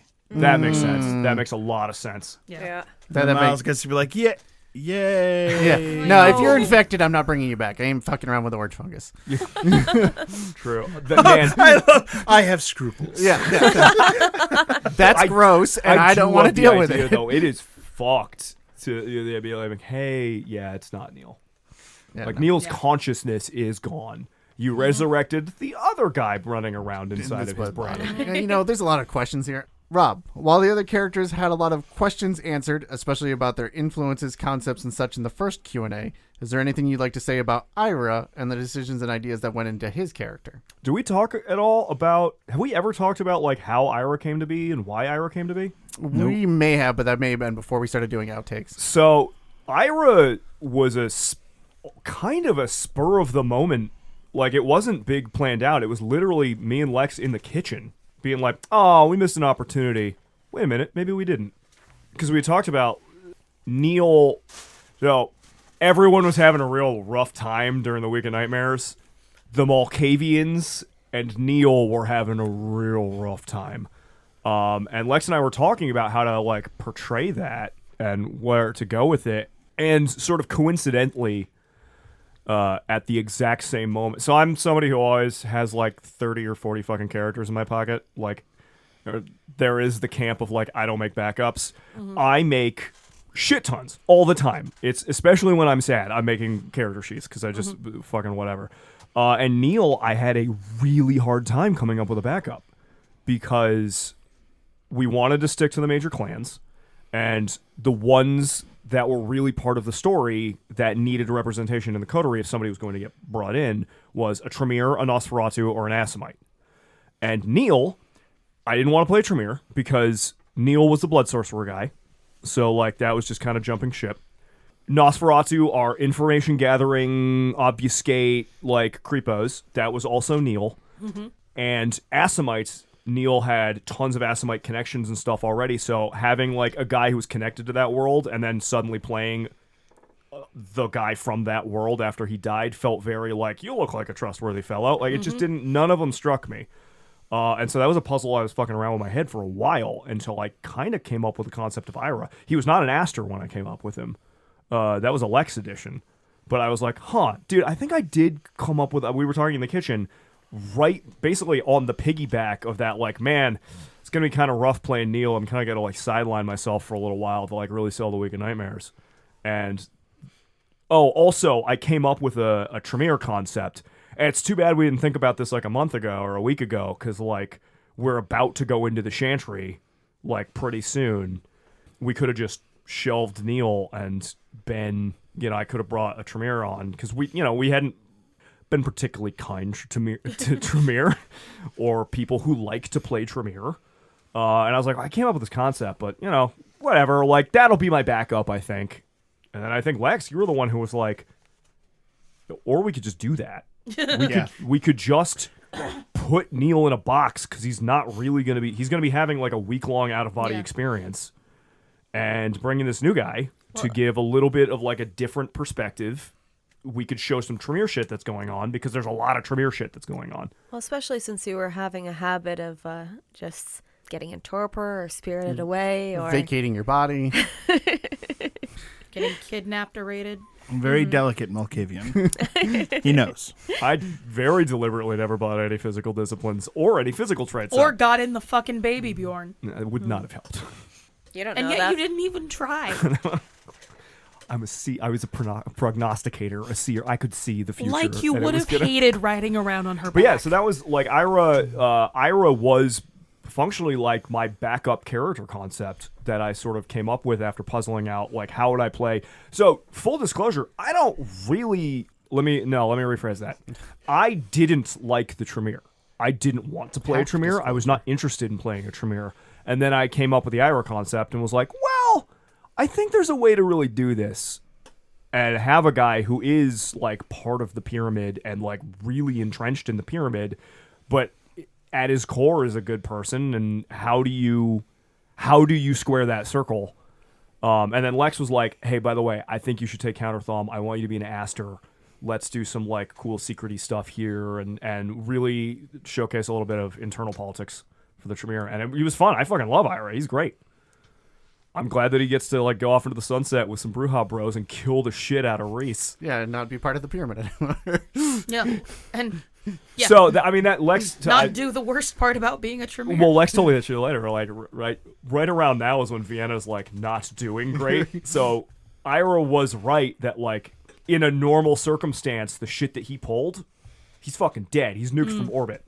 He just happened to pull that at a time when Vienna was on fire. And Nuked from orbit. whoops. But Ira had no way to fucking know that. Right. So he was still like, oh my god, they're going to nuke me any minute. Any minute. Garrett. Yo. From the start of Season 3 to Miles' Conclave, how would you better prepare for New Haven's defense? Johnny was proactive in making plans for the siege. Is there any regret in not having time to execute them? No regrets in that. I think I don't know if I mentioned it on recording or not.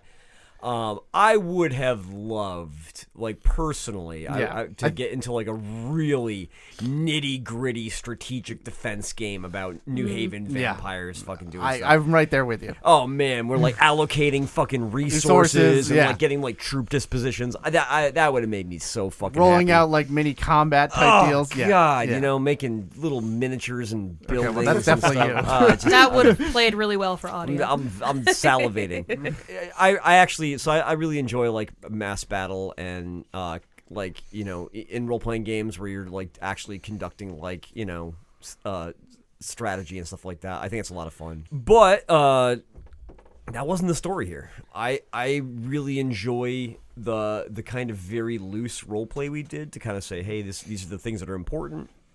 We're gonna separate these characters. We're gonna put these characters together, like, you know, having the Assamites kind of be at the core of our base, because, you know, that'll keep it protected and stuff like that. So there was some kind of loose Things that we strategy did. that we talked about that we gave to Lex, and then from there I was happy just to let it play out, you know, because at the end of the day it was like we were being given, you know, more kind of just like, hey, you have to go here or here, make a choice. And like for like a really like dramatic finale, that was perfect. So I no regrets. I do want to point out, just so you know, that Dark Ages does have mass combat rules. He's drooling in his pants now. Ew. Don't use the Does. phrase drooling in your pants. I hate that. It does. Like, general concepts can be generals in that system. We'll get there. A question for me. As much as Miles might talk about his noble desire to protect others, I feel like we saw him take a little bit of a dark turn with his desire for revenge against the Camarilla at the end, even if the revenge was justified. Assuming Miles never lost control to Z, as we presumably saw in the final scene, how do you think Miles' epilogue would have played out? Would he have become more and more driven by revenge rather than protection? Do you think you've been able to hold on some semblance of good and noble virtues to guide his desire for vengeance? Or was it an inevitable slide downwards? To clarify, I'm curious how you wanted your character story to play out, not necessarily how Lex would have played it out. Well, we saw how Lex played it out. Yeah, barring the demon possession thing, I think I would have worked to remove parts of the Camarilla's top that seemed to be really making it difficult to operate as a real organization, which is difficult because the only way to do that is kind of a might makes right, which is the whole point of that organization. Mm-hmm. It's a real conundrum. Not one I would have spent a lot of time contemplating before doing something about it. Like a demon-empowered Miles kill-billing his way up to Hardestat. Yeah, that would be great. Or just starting at Hardestat and working your way down. I mean, it seems like a great time. Just cutting your way through an entire villa of vampires seems like a fun little thing. I have no idea. Little thing. I have no idea if it's possible. There's a lot of vampire powers that get in the way there. But is it driven by revenge or protect? It would be both, as always with Miles. A little bit of bag there. A little good, a little bad. Definitely, the revenge is definitely flavoring my thing to keep everyone else safe from this crazy organization that has definitely done a lot of things to piss me off. Miles' motto straight up like, the best revenge is a life lived well on a mountain of your enemies' corpses. We gladly feast on those who would subdue us. Yeah. A well-lived life after I kill that motherfucker. Century modern throwback built upon the mountain of your enemy's corpses. Here is a series of Fester questions. I'm going to do them. Festions. My boy. We shall see what I answer. Yep. Is Fester still alive? Yes. Did Neil Sire just really hate Fester in particular? Sort of. Fester is a person that's really, really good at getting secrets, and he could not afford Neil getting close to that person. With the rest of the coterie, if Neil acts weird, they largely wouldn't care. They'd say jokes and what have you. But Fester was specifically a threat to it because if Fester reported to any of the elders that this person made reports to, things could get complicated and unpredictable. So Fester had to go. He never succeeded at that, though. He was also my friend. I feel like that sort of played into it. It was like, oh, no more human time, like no more humanity ties. Well, it's easier for him to isolate you from Fester than it is from, say, like Wynn, because if he like attacks Fester, Fester's in a lot of trouble. If you attack Wynn, she's just gonna like bear hug you until you stop Like, struggling. no, the fucking hotel, Calm like down, the motel calm room down. scene where I'm like, Win, I throw a fucking Molotov at you, and she just soaks all of it and slaps me. Like, Yeah, she. What and the fuck, man? all it does is it causes her to have to like wash off and put the fire out before she hugs you. You delay her If like he's 2 rounds. lucky. And lastly, how did Fester disguise his face? Was it with a makeup or a mask? And I guess really in question, what was his disfigurement? He mostly just used Mask of 1,000 Faces. Right. So obfuscate is not necessarily it is a power of misdirection, and it does not necessarily mean that people are forced to simply ignore your presence. Sometimes you can cause people to overlook your presence because you look like some random person in the crowd. And people who are particularly good at Mask of 1,000 Faces can make themselves look like other people in particular. Nosferatu use this a lot to interact with the world's topside because their hideous continents would just frighten, the average person. Fester was very much a classic slimy, pointy-eared, buck-tooth-fanged like Nosferatu. Fester had a lot of issues with it because Fester was a specific type of Nosferatu called a Cleopatra. yeah, And, I got Cleopatra vibes from him. And Cleopatras do not like the Nosferatu curse very much at all. And Fester very much wanted to be more like, the Toreador, the Ventrue, the clans that people look at and admire. Is that when you're really beautiful and then you get turned spitefully? Yep. Yeah. The Cleopatra concept. Yep. Rob, how much of Neil's memory loss blackouts were planned with the larger arc of his sire in mind? Was the overarching plot and big reveal in the last few episodes something that was intended from the beginning? How did that plot evolve over time? How much did Rob know or participate in, and how much was a surprise? This is a pretty easy response. Literally none. When I say like Lex fucking blindsided the shit out of me, I mean that 100%.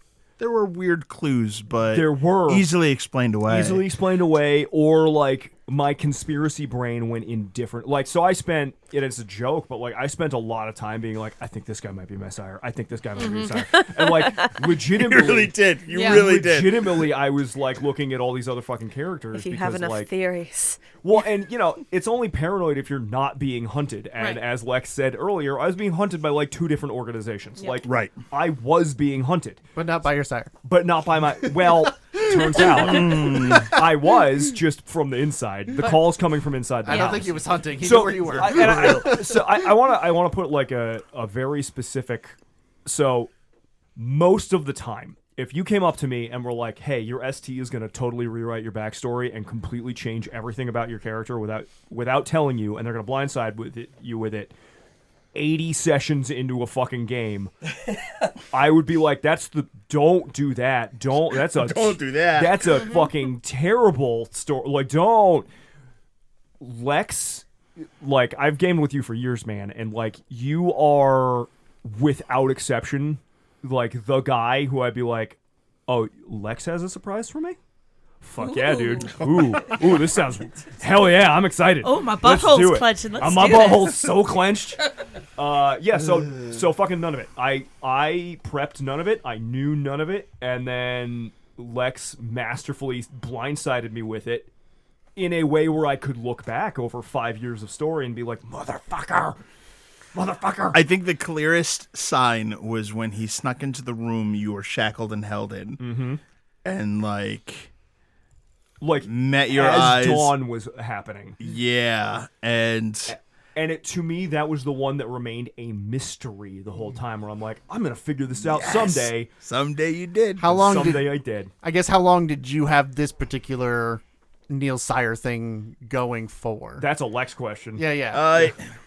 Do you remember in the first season when Neil was being taken by Carmen, who had decided to just victimize him? Right. And then I woke up in Baghdad in a hotel. I had pretty much decided then that I did not want his sire to be some person who's out there, because that was kind of what we had like agreed upon in terms of the backstory. But I really liked the idea of it being this unnamed, mysterious threat to Neil at all times. But I didn't want it to be some like physical threat, because if I'm going to be honest, making it a physical threat to Neil ends up being kind of a lame story, because everything's a physical threat to Neil, and Neil's not intimidated by that. It's like, okay, you can beat my ass. Neat. Congratulations. A dedicated I squirrel. lost a push fight to a 12-year-old. Like it's You know what else is fucking... I'm sorry. Oh, sorry. But Neil's thing was, however, was that he had a very strong moral compass, a very strong sense of self, and having a something that's out to get him that compromises that, I thought might end up being like a more interesting story. So I had him appear in Baghdad with missing memories, because Nara didn't come to rescue you. Nope. Turns out. And that was kind of meant to be the start of it. I think Jubair died a little early, and I think if Jubair lived a little longer, there would have been some more context clues about like, no, we're friends. I'm totally doing this thing for you. It does recontextualize a lot of the fucking Jubair shit. We're looking for Nodus things and trying to learn secrets of how the antediluvians work, bro. Yeah. And yeah. Yeah, but Lex needed to nix that shit, so the- I killed him. The other thing that's fucking wild to me about all this is, like, right from the get-go, one of the fucking, like, rumors about Neil was that, no, it's not Neil, it's just his sire. Yeah. Fucking, Yeah. You know, but like he just told us, fucking, like, right at the beginning, like the whole cotery's like, or the whole fucking court of New Haven's like, I'm pretty sure that's Neil's sire.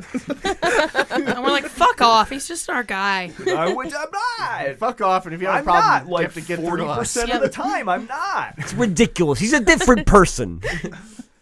And it was true. Well, I mean, that whole story, right? Like, yeah, I've said it before. When I first made a fucking Malkavian, I was talking to Lex. I was like, "Here's the stories I don't want to do. I don't want to do schizophrenia. I don't want to do dissociative identity disorder. I don't want to do. I'm not interested in those." And What Lex if they're was like, not a disorder? "Heard. I hear you. So what if it's real?" Yeah. Another question. During the finale, Arabella summoned at least 3 demons, and the Prince of New Haven entered his apocalypse form. After so many years of Tremere programming, did that make Ira doubt he was on the right side? Yes, 100%. Was there anything Reese could have said Very overtly. Or not clearly said. thought that way, yeah. in that moment to sway him? So Reese could not sway me. No. There was no way that Reese. There are a was gonna few sway things more Ira. douchey than a trio of demons, and that is a single A Reese. single Reese. Reese was not going to. So Ira, it didn't end up happening, but Ira, there is a world where after everything went down, Ira turned. Like if Arabella was still around, if she was like, Ira just turned. Like if we were both still in Astral, thaumaturge. I was just gonna be like, all right, well, I beat Reese's ass. I'm going to blow up Arabella, just kill this woman, and then the prince and I are gonna have some fucking words. Like. That was absolutely on the table. Are those words going to be in Latin? Yes. Yeah. And those words were, it was not going to go great. It's funny because Arabella also kind of got her comeuppance by into that too. She sure Because did. like she was totally part of the crew that bound Zophiel and thought they were hot shit. Yeah, yeah. And Zophiel ended up in charge, and she's just like shit. I really imagine that ideal. he has now also forced her to hang out with Demon Miles. Like, Just hang out. What the fuck do you think they're doing? It's his minion in that Yeah. sense. Yeah. It's not hanging out. Hanging out for the demons. See, this is why Miles can't be around. He's like, and this is what happens, and now they spend time together evil end romantically, and there are strange sexual encounters, most likely, because he's basically just evil Miles, and it's basically the same thing, and everything's fine. Everything's fine. Miles Everything's won. fine. And Look, I gotta dissociate. I don't have a lot of time to do Run away from what actually went down. Yeah. That's a different guy. Anyways, Garrett, What's up? what is Johnny's annual cigarette budget? Remember, this is 1999 money. Yeah, I you know, it's you mentioned that there was this question on here, and I did the math. Isn't it like could we just say like a pack a day at like $2 a pack? It's more than a pack a day. No, it's wow. It's like 2 packs a day at like $4 a pack. Okay, so $8 a day. Like $3, $3 a pack. Why don't we just round it up to 10? So he's like and- $2,500 a year. So we're like $4,000 a year. I think 4,000's too much. I think it's probably closer to $3,000. Okay.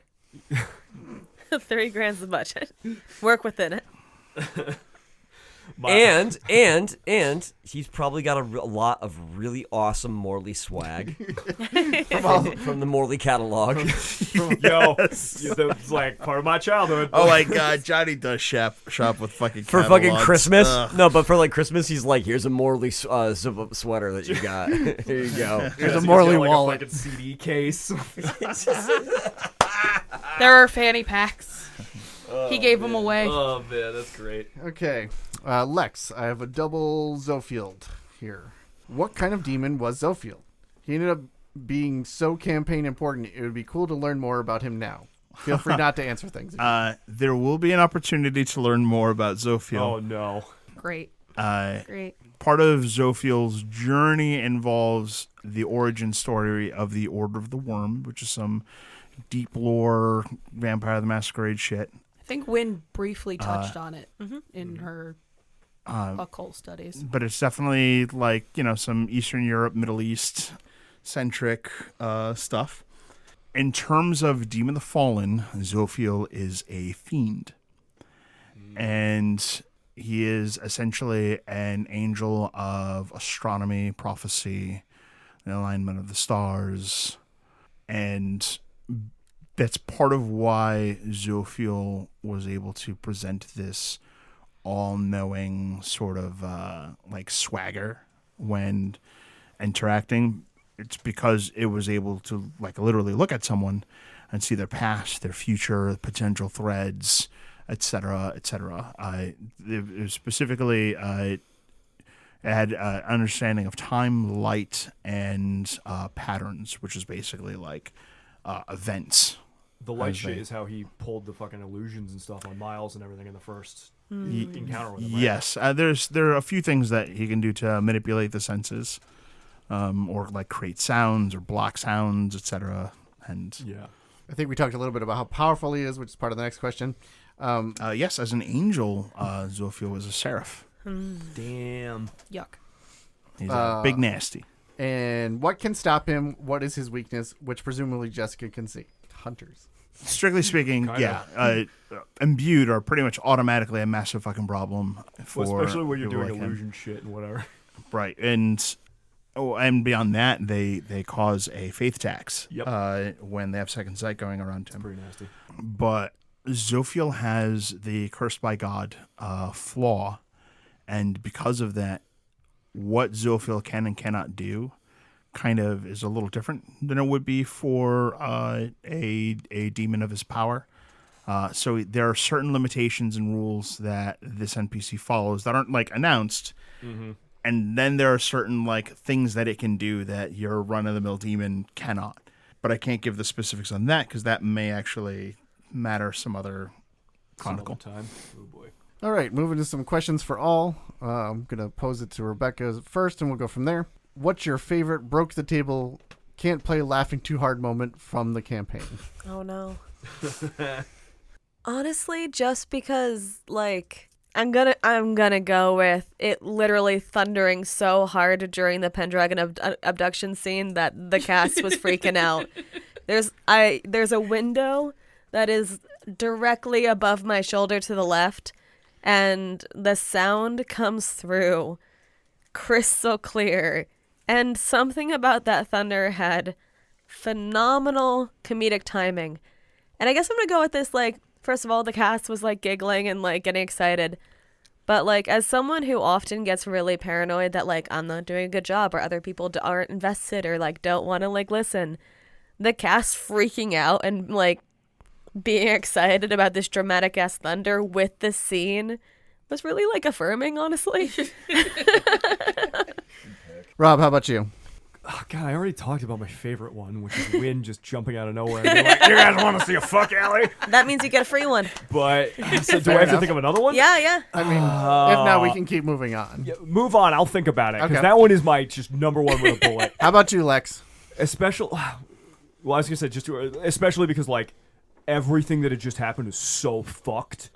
Like the tension, because the only ones who were awake and alive and we were not doing good were the three of us. Yeah. We had just had that tense fucking scene where like, oh In my the god, garage with where the Johnny blood, fed Johnny on fed on Neil. Neil. Everyone was starving. Miles and Britta were like fucked. Torpid. We were basically under the assumption that like we had abandoned Fester to die. Yep. And then Wynn was like, hey, who wants to see some titties? Like it was just fucking.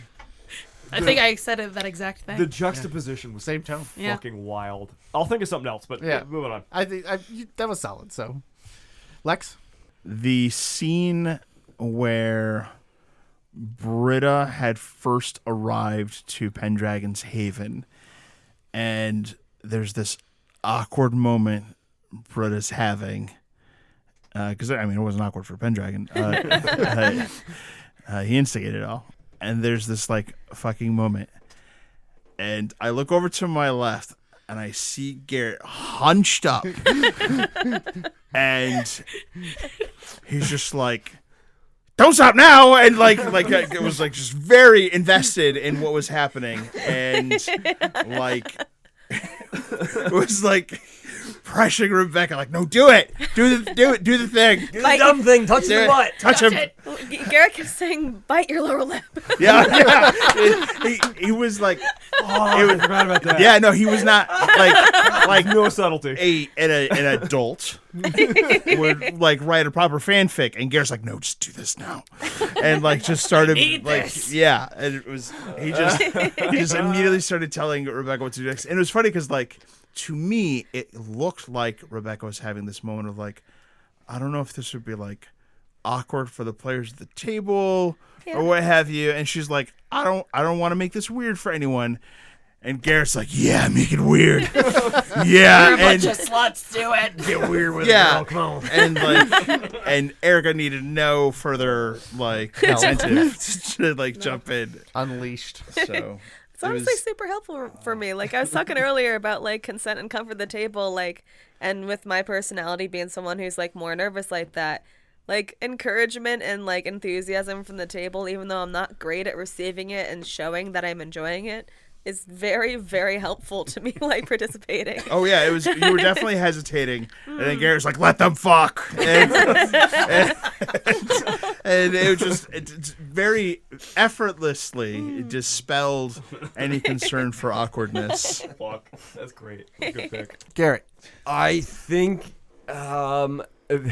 these are singular moments, but ones that I'm just like probably ashamed of, and just a running gag that I think is hysterical, where the Miles dominating people to call him daddy, and big hands. and dominating people to refer to the fact that his hands are just big hands. Honestly, the fact that Big Hands started as a table joke and then made it to your fucking sheet Yep. and then impacted combats we were in. And then I was impacted not another going- werewolf. That was not happening. It was not going on my sheet if it wasn't going to impact combat. That was my rule. Does it do ag? All right.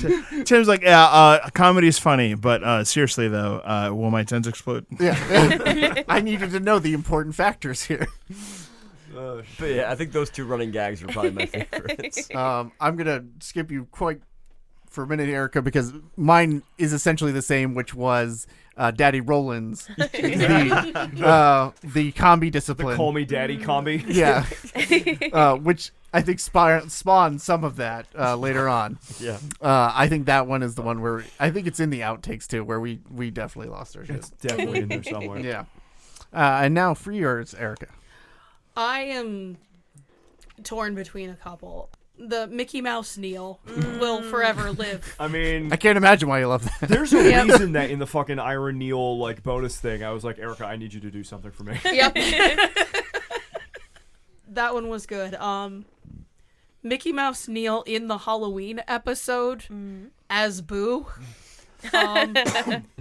where Tim started cracking up harder than I've seen him laugh in maybe a million years. But I think my ultimate might have to go to You Suck Dick because I've never seen Lex cry from laughing before. And No, you suck dick. he's just like, fuck you guys, I'm not okay. I need a minute. And just the whole swingness of that tale of Elm City was like, we were sobbing because of the touching goodbye, and then I was right back to horny on main win. Erika, you had the like biggest fucking like emotional like fucking switch swings. It's where it's like, oh my god, she's like actively crying, and then 10 minutes later we are pissing laughing because of the shit you were pulling. Yeah, 100%, dude. Rob, Yo. was the description of your astral self a reference to the reveal at the end of the series, or was it symbolic for something else? I guess I should have asked this earlier. Yeah, it was definitely symbolic for something else because I did not know the reveal was happening. That really just added to it. So no, it was a reflection of Neil's humanity. The lower his humanity was, the less he looked like himself, and the more he looked like his sire. The higher his humanity was, the more he looked like himself, and the less like blood and everything was on him. So like the lower his humanity dropped. And this I decided I remember on that you shit mentioning before I yeah. knew my sire was me. I remember you being like, "Yeah, I think I'm going to do this." I'm like, "Yeah." Yeah, Lex was You out should there do like, that. You "That's a should do great that. idea, That's man. really How cool." thematically appropriate. Chug that Yeah. Kool-Aid, man. But yeah, no, it was strong. my intention was that it was a direct reflection on Neil's humanity. The less humane he was. And then the original one, I actually brought in, it was sort of reflective of Neil. Neil didn't have a strong, like he had a strong sense of self, but he didn't have like a strong image of himself. Like he didn't have a great self-reflection. So there are details from other members of the coterie that, I don't remember how many made them to screen, but like, I remember talking about kind of like the blonde hair it was Sire, but it was also Miles. They were like, I pulled in people who were like strongly impacting him at the time. That makes sense. Being blonde is one of Miles's favorite things. Yeah. And then the more that time went on, the more it just became like a reflection of like his sire is low humanity, he is high humanity, and wherever that's why at the end, if I had gotten to like astral project, he was going to be, because I was back up to an 8, a full fucking reflection of himself, no blood, just. It's also why Ira's astral reflection was just him, because Ira knew exactly who the fuck he was. And also, I want to do the exact same thing that Lex had described all the other Tremere doing. Being like, nah, they know who they are. They think they're great. I'm like, so does Ira. Lightning bolt. Lightning bolt. Lex, we're going to follow up with He some did do questions about Neil's sire. Well, he did it with actual lightning bolts. What generation was Neil's sire? He didn't have one of those. He was dead. Before that, though, presumably he was a 12 since I was a 13. When he embraced you, yeah. Yeah. Well, yes. His When search he for embraced me. oneness had Pumped those numbers. changed that. What was Neil's sire's name? I don't kind of want to say, if I'm going to be honest. Do you want me to say, or does it? Yeah, you could if you want. What if but, I want to know why you don't want to say. I like the mystery. Yeah, that's fine. Yeah, I'm good with that. I mean, it's funny because I don't think it was ever. Was it meant to be a mystery, or did you just keep not saying It his was name? not meant to be a mystery. Yeah, no, we just kept not saying it. We just kept not I saying it kinda forever. So his name, actually, I'll say it because I'm going to do a promo. If you are a Ko-Fi subscriber at a certain tier, you could have read the Neil's Embrace story, which mentions his name. That's true. But his name is Walter de Besson. He was specifically in my head like one of those guys who went around during like the turn of the century in America. Was like big into the spiritualist movement. Yep. Where's Wally? Yeah. Fucko McGillicuddy, you say? Interesting name. Here we I don't remember go. saying that. Bigger compound question. How did Neil's sire kill people to embrace them? What was his favorite method of execution? Do you have a certain criteria for his childer? Or did he just embrace anyone he could isolate and who wouldn't be missed? He wanted college students that were very intelligent and vaguely into occultism. And he would sneak into their dorm rooms to feed on them while they slept. When he would drink, he would just keep drinking. It is, by the way, fucking masterful. I don't remember. I think it's a fucking outtakes. Hey, how did you hunt with Neil? Yeah, exactly. Yeah. Not even that. The fact that like his sneaky occult area and where he was taking people was intramural territory. Oh yeah, It's fucking great. for the same reasons the Sabbat did it. Yep. They're not gonna look. Yep. I think this was meant to not to be in a funny way, but what was each cast member's favorite moment that made them lose their shit? I think that meant just surprise, whatever it is, not necessarily. I mean, And then consequently, what was Lex's favorite reveal for the season? That's what gave me the context. We'll start with Rob. mine's easy. Mine's the whole like the lose my shit was when Lex was like, and then Neil says, and like fully pulled mask off for Neil Sire. That was probably my favorite reveal. I mean, and then followed almost immediately by like all the shit with Nara, which recontextualized the entire fucking show and took like my own weird little like I don't want to pursue it, I don't know, like hesitations and turned them into a story I fucking loved. Like all that whole shit right up until the fucking reveal of Malkov. That shit blew my mind. It was fucking great. Fantastic. Rebecca. I'm not ready. Come back. Lex. I think my favorite was Pendragon's Ultimatum, because up until he kind of like swore and was like, oh yeah, by the way, I'm fucking evil. There was this like clear attempt from the PCs to appeal to like a sense of nobility and be like, come on, man. You can't be 100% douche. No one's 100%. And, Challenge accepted. And like, there's your sire. We're clearly on the same side right now. Let's fucking do this. With us together, we could totally win. And he nods and is like, these are all very valid points. So let's do this. Let's win. And he just says the most fucking awful thing that gets said the entire scene. One-upping his own sire in the process where she's like, damn, that's fucked up. And and just seeing the way you guys reacted at the table was a lot of fun because it was very good. Woof. That followed by revealing that the Chantry was overrun by vicissitude. Wacky fun. Lex getting to live out his Resident Evil dreams. Oh yeah, Garrett. there was a lot of Resident Evil. I think probably one of my favorite things that kind of like made me lose my mind. I think finding out that Jess was a hunter was fucking awesome, and then consequently that the werewolf was back, and that I was square in the middle between hunter and werewolf genre. I was like, this is great. I'm in my happy place. I love putting Johnny in a giant crossover scene because that's Big Trouble in Little China. That's the whole fucking yes, premise exactly. of Big Trouble in Little China. Guys, it'd be Jack Burton Bruja. Oh, boy. Fuck, that rules. Rebecca, you ready yet? Pork Chop Express. I'm just going to go ahead and say 3 because it's quicker than trying to figure it out which one's Sure. going to win. In the Chantry, when the Resident Evil shit is popping, the first guy that's like, kitten. Because I like that you got me, even though I was like ready to Resident Evil that shit up. Like I thought that was going to be a kill me. So the second one I'm going to bring up is actually not even mainline story. However, I fucking died learning about Ramirez's kitty daughter. Oh, yes. That's like a very close to my heart, and it does not matter that it's in the werewolf special. Technically, it's for part sure. of this one. Yeah. Yeah. 69 and a half. And then the last one I'm going to give it to is the summoning, the Pendragon summoning out of Britta's Haven, because I had no idea what the fuck was happening. And he just started narrating that I was walking away briskly, and then I had to wait 2 months. I forgot about the wait. Well, that was a dick move. So I think that can't not be said as driving me crazy, because what the fuck? Erika. I got a twofer, like 2 in 1 session. Senpai noticed me. Xavier like did my hair and was like, "You got this. You go, girl. Be careful." I'm like, "Okay."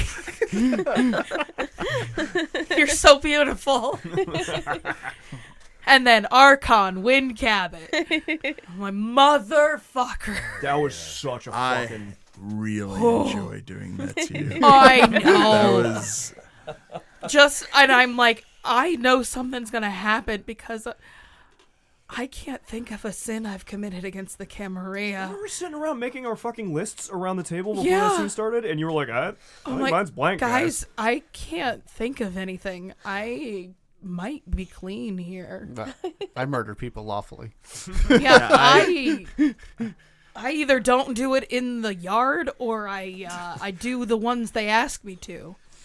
My biggest reveal that probably overall was Marcos's death. Yeah. That was a gut punch. That was a out of nowhere. We had just come back from all our cross country tripping, New York to Boston, escape from Boston, escape from the Chantry. That was a tone shift moment for this Yeah. game. Yes. Yeah. Right? Like that it was that kind of level of gut punch. Yeah, that went from dungeon crawl to dark. I think that one, and it hit well, and I was able to lean into it and do pretty well with some advice from the sides here. God, I love disheveled housecoat Miles. Yeah, disheveled housecoat Miles afterwards. Like I it was think such a great it potent visual. It also really did push you as a role player. Yeah. I felt like. Yeah. I kind of consider that the birth of like Miles. That was when, like the Miles that we see at the end, that is the moment that really is like created him. Yeah. I think that was also at the point where I had started pushing myself more to try to do more stuff with the podcast than I had done previously. I tend to be also pretty emotionally guarded. It helped that I made a character that I was like, I'm not telling you my emotions. I'd rather die. I would rather die. It wasn't how I started, but it definitely like clarified within like 3 episodes. I think as soon as I snarked at the innocent embrace because they kept interrupting me. I did not keep interrupting you. My favorite unreasonable Miles moment before that is when he's Quiet, talking girl, I'm talking. was in season 1 when he's talking to Britta after he finds out about fucking Neil's blood magic and shit, and it's just Britta and Miles at the Royale at the time, and he just goes like, we have to have a talk. You kept secrets from me. And she's like, what the fuck, dude? I remember that. That was perfect. So the problem with that was the fact that she was spreading my secrets and not giving me any back. Is that how you said that? That was the problem. I was like, either keep all of them or share all of them. It was literally one of those like, you're making decisions and you are not considering my best interests enough for me to do. And we don't do that here. You are making decisions without clearing them through me. And, like, yes, I agree with you, Lex, that the Marcos was the genesis of the end Miles, but like he was there the whole time. Oh yeah, no, for sure. You need a strong foundation. You need a strong foundation for a good house. But, Had to have those big hands. Let's see what we got going. I think this is okay. Hold on. I know there's one on there, and I don't know if you guys got to it before, but there was a question for you, Tim, about Miles, and I think this conversation is a great piggyback for that one. How do you feel about the baby girlification of Miles in the fandom? All right, we need a second for Erika. Lord Jesus, I wasn't ready for that one. I don't remember who submitted it. I just remembered the words. Yeah. The baby girlification. Yeah, that's under the same. I don't Silly remember who ones as, submitted it, he says. It wasn't me this time. Yeah, it's sock he puppet doesn't. again. Anyways, Damn that rear head. one, I'm I not sure. don't really remember what baby girlification means. It was explained one time on the fan And he Discord, promptly I forgot. forgot. We're not doing that. Tim is covering for me is what's happening. 'Cause I have no idea either. So somebody else who's more well versed in that, please explain in So a paragraph or less. There is a tendency in the fandom to jokingly, and then sometimes not jokingly, be like, Miles can do no wrong. He's a perfect baby girl, and we love him. And in the same way that like he'll commit diablerie or make demons like demon deals and fucking slaughter people, and they will Diabolist Infernalist. and Like, they oh, will he's a treat baby the girl. fact that he's a Diablerist, Infernalist, arm-taking monster with the same gravitas as, like, the kitten pooped on the carpet. Like, it's... Astarian be gets mad at the you. same treatment. Yes, he gets the Astarian Yes, treatment. it's Yeah. the That's the Astarian baby treatment. Yeah. baby girlification. I see. I 100% approve. Hang on. Miles can do no wrong. I have a whole PR team that explain it to you because I don't have time to. I'm helping. I'm putting memes in the chat to explain the concept for you. man. I think it's fantastic. It also goes right up there with cat-made Miles is another thing that Yes. apparently exists. Yep, that's out there. Catboy made dress Miles exists in the fandom as well. What? Yeah, dude. Buddy, you're missing out. Oh, have you not seen that art? Hang on. Hold on. It's Put it I in got the it. I thing. got it covered. We can keep You going. got it. Okay, great. There's actually, I think, a whole thing dedicated to it. My favorite tag on that is I don't know why I'm so obsessed. Win is my type. Those are so good, dude. It was so good. There is crazy amounts of wind thirst. I know. I mean, that makes sense. It super makes sense, but it's reciprocal. But you and me down here in the two appearance pool. yeah, All right. look, she conveys her sexuality through movement and just the vile things she says. The movement is walking up to someone and going, Wanna fuck? Suck my titties. Like it's I've got 2 questions here for Lex. Lex. Tim's trying to move us on here. On Marcos, one of them, is Marcos's kid a revenant? I think that's a no. No. Yeah, that's what I thought too. I was like, I don't know No, how we got Marcos there. was just but a regular guy, right? he was a ghoul. Well, a ghoul, but Yeah. yeah. No, so Revenant lines are through like generations of the practice. Yeah. It's not like just a one-off situation. Next question: is Marcos really in hell? If so, why? 5 question marks. Zophiel did say. So the answer is yes. Marcos did despicable things in service to Miles. He's in hell because of Miles. Why does that feel directed? Because he was making eye contact Because with he you when he made said really strong eye contact with you Yeah, and well, said because of Miles. I wasn't looking, so That was probably a smart move. yeah, I thought so too.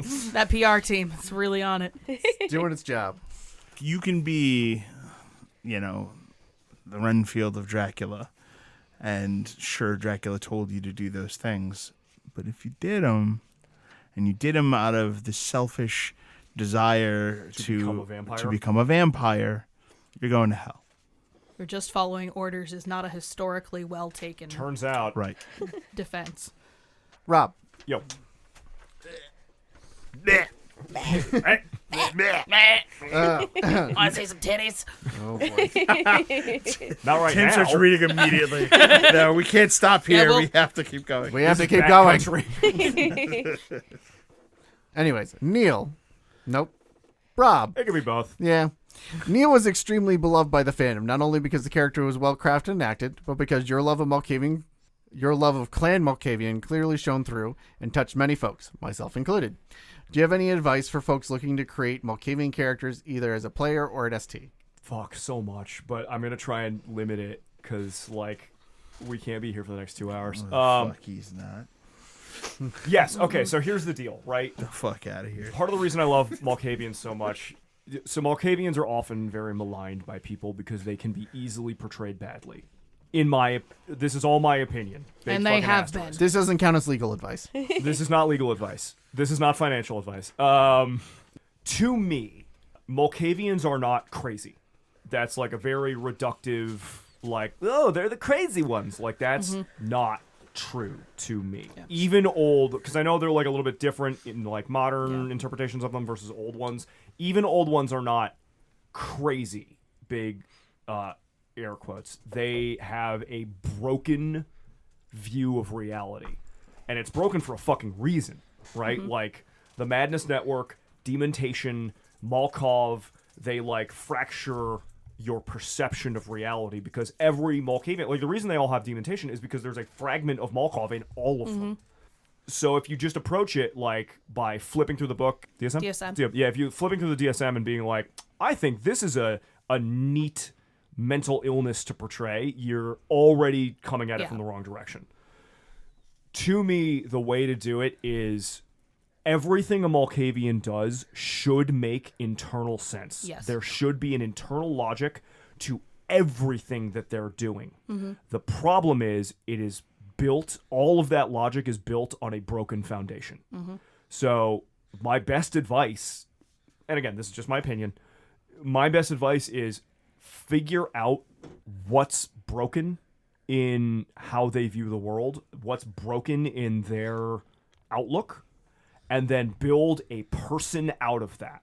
Because they're fucking, I mean, they're vampires, but like they're people. They're whatever. They're not low random. They're not crazy. Like, ooh, what are they gonna do next? I'm the Joker. Like, no. Yeah, I played with a guy who did not have a consistent narrative for himself. He just said crazy shit. Like, I'm the Pope. I married the Pope. The Pope is a fish. It all centered around the Pope usually, and I think because it was sensationalist.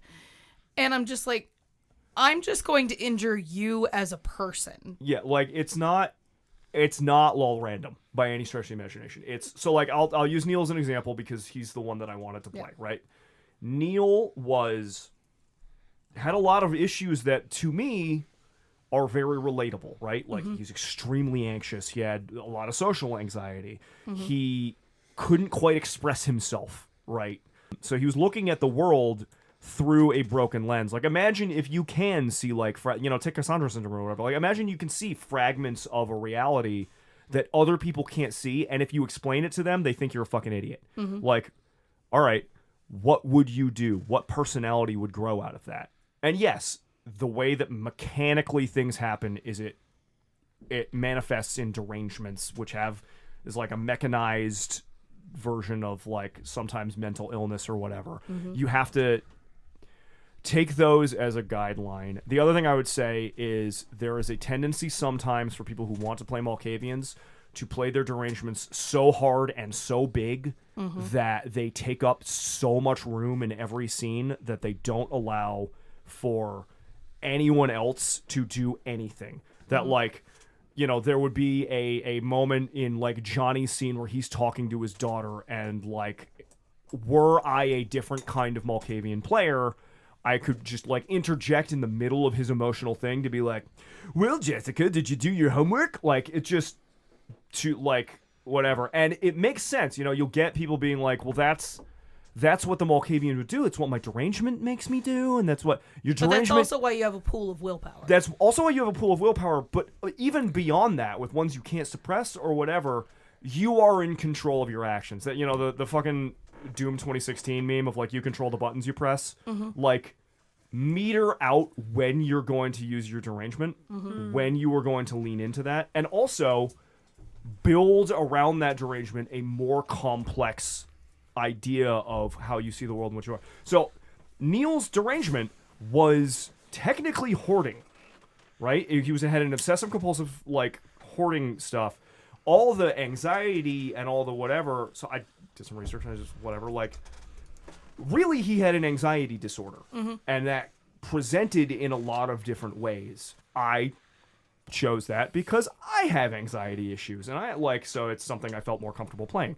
But like, everything needs to be built out to be a fucking person, and when you are doing it, don't jump in to be like, I can't wait to do my, like, if you're looking at your derangements and be like, I can't wait for this to come up, like, every game, just don't do it. Play adventure. I also think it's important to, like, note that vampires are generally not mentally well. Yeah. Yep. So understanding that vampires are people, and vampires are generally people who are not mentally well, why be a Malkavian specifically? It's not just going to be a mental illness or a condition or any of those behaviors. It's going to be something about the mirror, like you're saying. Yep. What does your reflection show you, or how do you see things?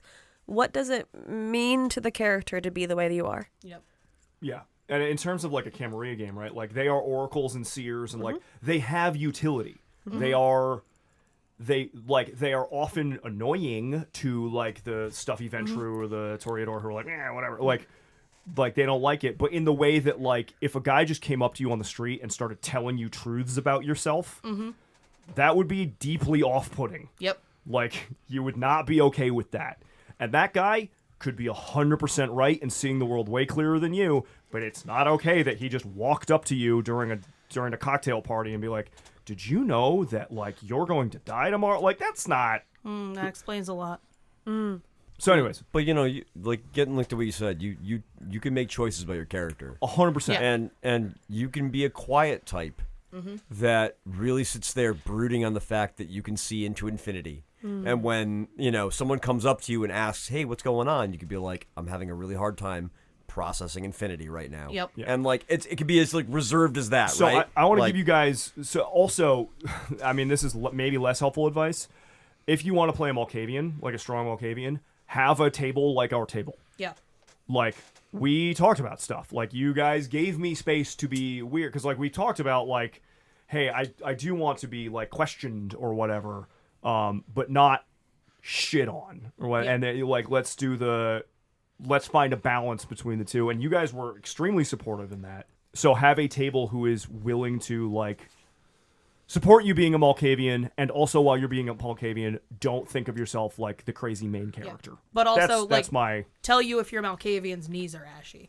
If you're getting to be. I did not follow that.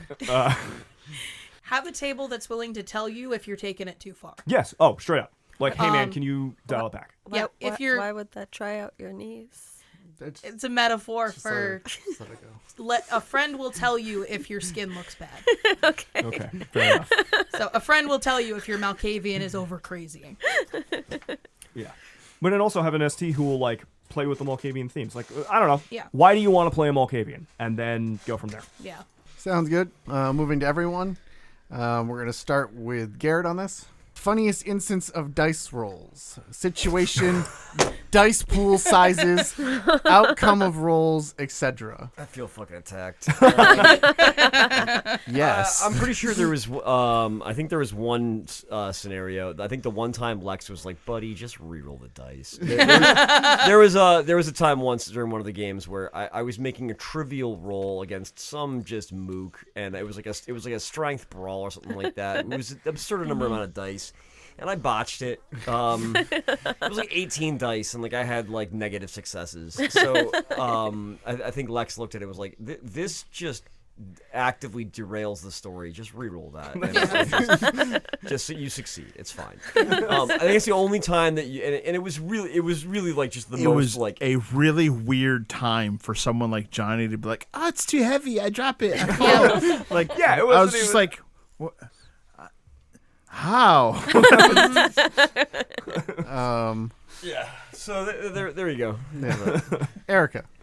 I don't know. I think a win has absurd soak pools. So putting those together is always just kind of rolling in an exalted game. But I think the most interesting one was when we fought the shovel heads that were coming in while they were ascending the ladder. And I'm just shit's bouncing off of me because they're not attacking very. Season 1 win would have had an issue.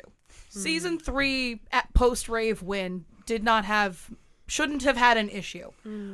But I took 1 level of damage, and that led to me frenzying. Yeah. And that led to me going murder hobo. And that led to me getting a new a new beast feature. So that was a weird one. Just you made me bleed my own blood. You fuck. Time for you to die. This is season 3. Didn't you get the memo? I was eaten by a dragon, motherfucker. No damage. I think one of the funniest instances that I can remember from my dice rolls, and anybody else make mention, but when I was considering my dice pool for trying to get myself out of the woods in the dark. It's hey, how does Miles fare in the woods at night? He dies. Yeah, I was like, 1 die. I just walk around in circles. I think actually it was at maybe 0 dice. You've got the blind flaw? I wear glasses, so if I Glasses, have yeah. them on me, which I think at the time I did not because somebody had just punched me. Yeah. Yep. Sorry about that. Don't apologize if you're not actually I have sorry. a -1 to perception. At the time, I had a 2 perception, and then I suffered a penalty for not having survival. Yep. Yeah, I think you were And it was- actually at a -1. Yeah, and it was foggy too. It was. I was like, I'm just dead. If this happens, I die. Yeah. Yeah. I just wandered to the forest till sunrise and died. There's no way I can find my way out of here. There's fog and trees. It's impossible. How can anyone get out of In here? a public park. Yeah, I think I wound up just leading him out. Yeah, no, I was like, I'm lost. No, you're not. Just follow me. Poor Ro- blind man. Rebecca. Can't remember if it was a dice roll to notice Johnny trying to tell Britta not to drink the wine and sees this one. I don't remember if that was a dice roll, so I'm gonna go with that would be my answer if it is, but if it's not, I'm just gonna upset Rob by that time that you really wanted to be the cool Auspex guy and you weren't the cool Auspex guy was sincerely... I was very upset. I was like, what do you mean? I got like 6 successes. What do you mean? Can you help me explain that? I don't remember the context. I just remember that happening. She just remembers being mad. There is a better one that comes to mind for me, and that is the coffee assassination maneuver on Pendragon. Yes, the coffee maker. I was also And thinking, I think there was like a kitten dreadgaze at some point too. Yep, there was Oh, a no, dread yeah. gaze. That fight was, that was just like, Britta getting scruffed. Just like that clip of Bambi looking fierce going, Yeah.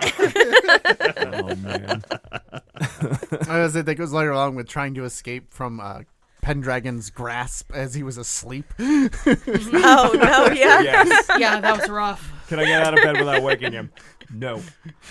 Turns out, no. Just Oh, struggling. Neil. Fuck, dude. So I can think of lots of like characterful ones or dramatic ones, but like funny dice rolls for me, Oh, I'm sorry. I know what it is. It was Pendragon. You wanted to know whether he was lying about yes. sicking Britta And he on that just got, mortal. like, crazy good. And you were just so I salty. was super salty about it. And I was like, this is my whole thing. You're such Fuck. a good Auspex boy, and you wanted to I have Auspex a boy very so bad. limited set of skills. Yeah, that's probably the one I got saltiest about, for sure. If I had to I remember, fucking died and didn't get that mad.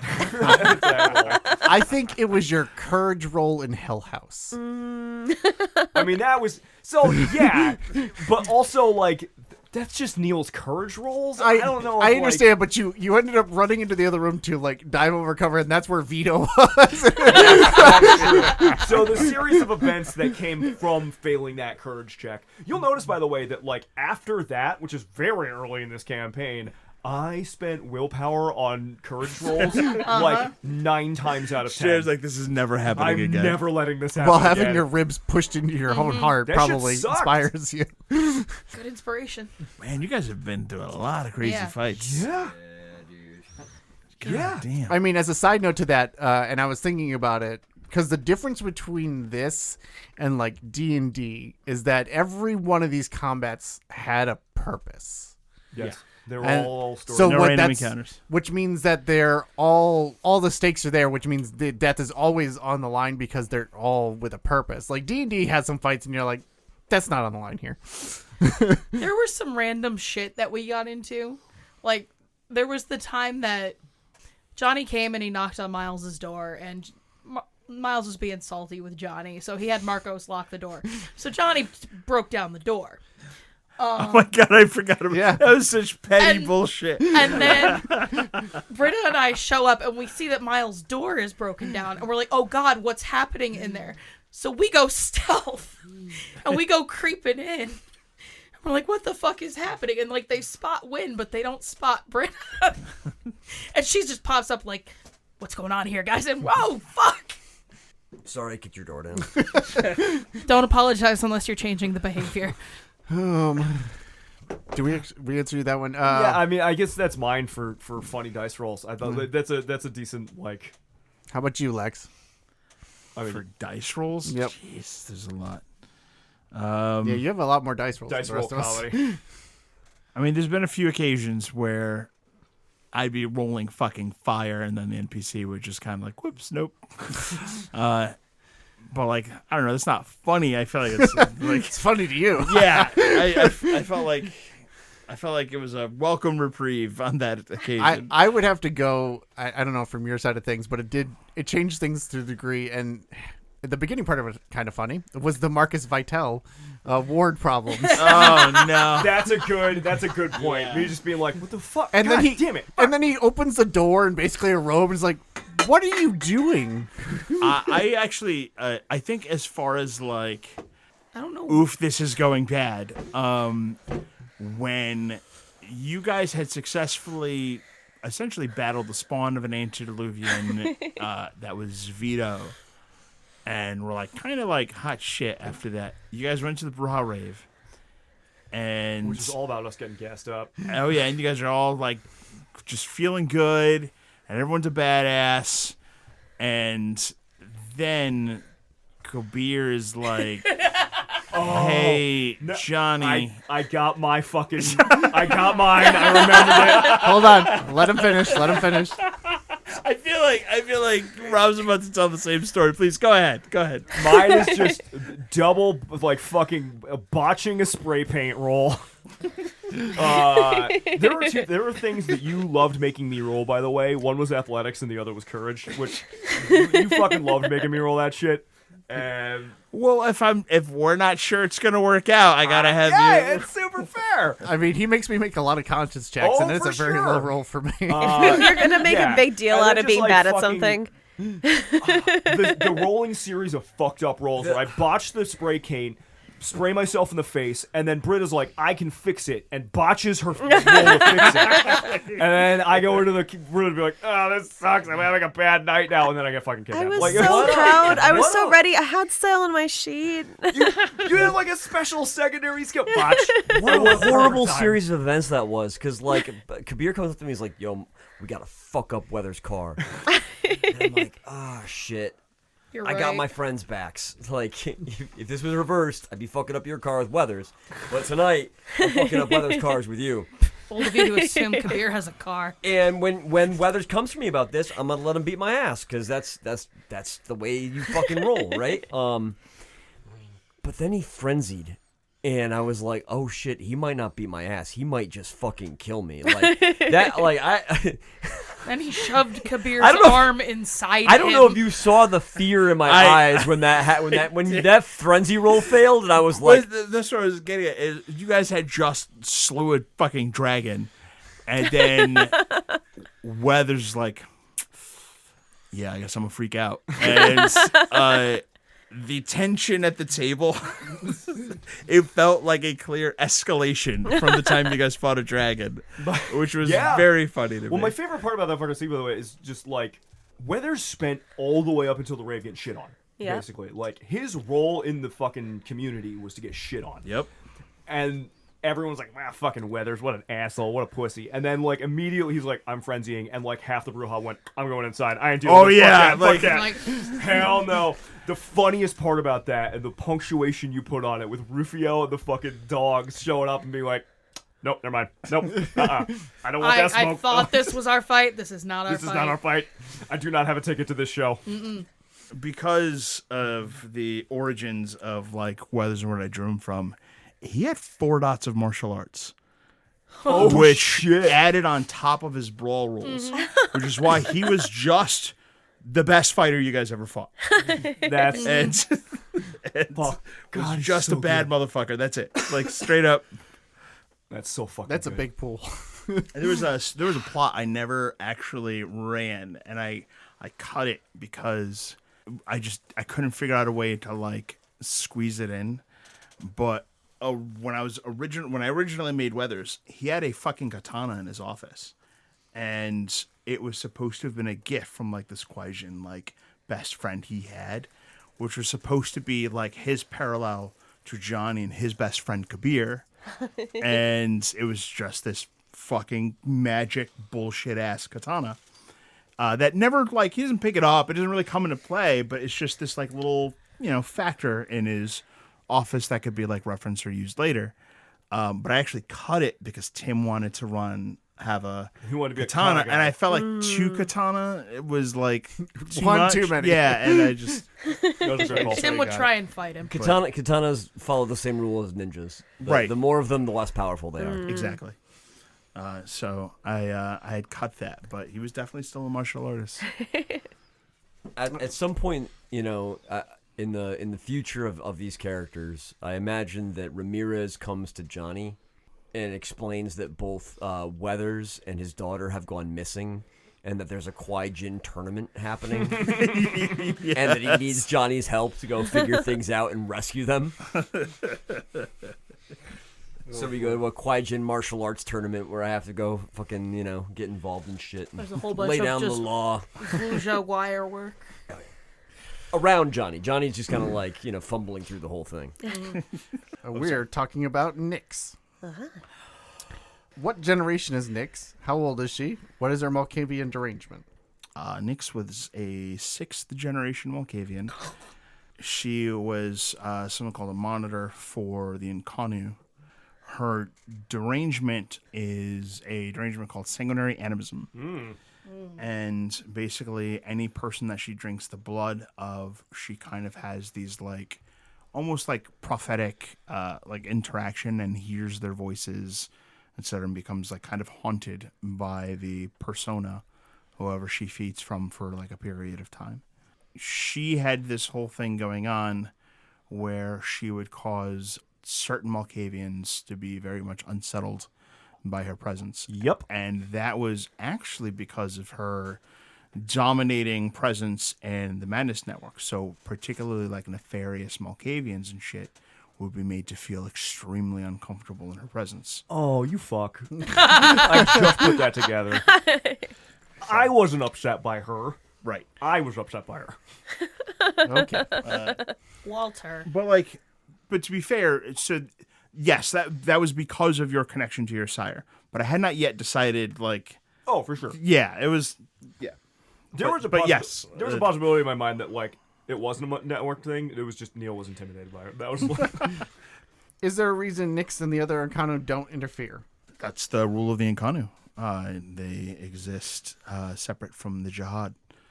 So as the eternal struggle rolls on, the Nkanu basically stay on the outside and pursue things like Wakanda and concepts like that. Like that is like she technically really skirted. She definitely put her thumb on the scale a couple times there. Yeah. Thank you. And she did it for kind of subtle reasons because she could actually get in trouble for doing things like, "Hey Neil, you're immune to dementation for a day," like shit like that. Well, this is where she keeps her stuff. So. And then last, Nyx alludes to Upton Rollins being a pawn of a sire, just like Pendragon is a pawn of Dark Selena. Upton's sire, Georgia Rollins, is also mentioned as having obliged her sire, Baltazar, who has now largely co-opted her consciousness. That's true. Was there anything more to this that you could elaborate on? Was it ever going to come out into play in the plot, or was it just a small throwaway line to demonstrate either even scarier elders or themselves pawns of even scarier and ancient vampires? So it was kind of both, because I wanted there to be a seed in case Georgia Rollins comes into play and you interact with her. Because if I didn't want to just drop Georgia Rollins into a scene and not have there be the seed of knowledge that the person you're interacting with might not be who they seem. I felt like it was a good moment for Nyx to kind of infer that. It was not assured that George Rollins would be involved. In fact, at a certain point, it was going to be either Lucinda or Georgia that you guys ended up interacting with based on crimes against the Camarilla. If you guys had successfully covered up the Diablerie and it wasn't like Lucinda that fucking showed up, it was going to be Georgia Rollins looking for what happened to Upton. And it would have been like that instead. But I do think it worked out the way it was. Yeah, it was great. Great.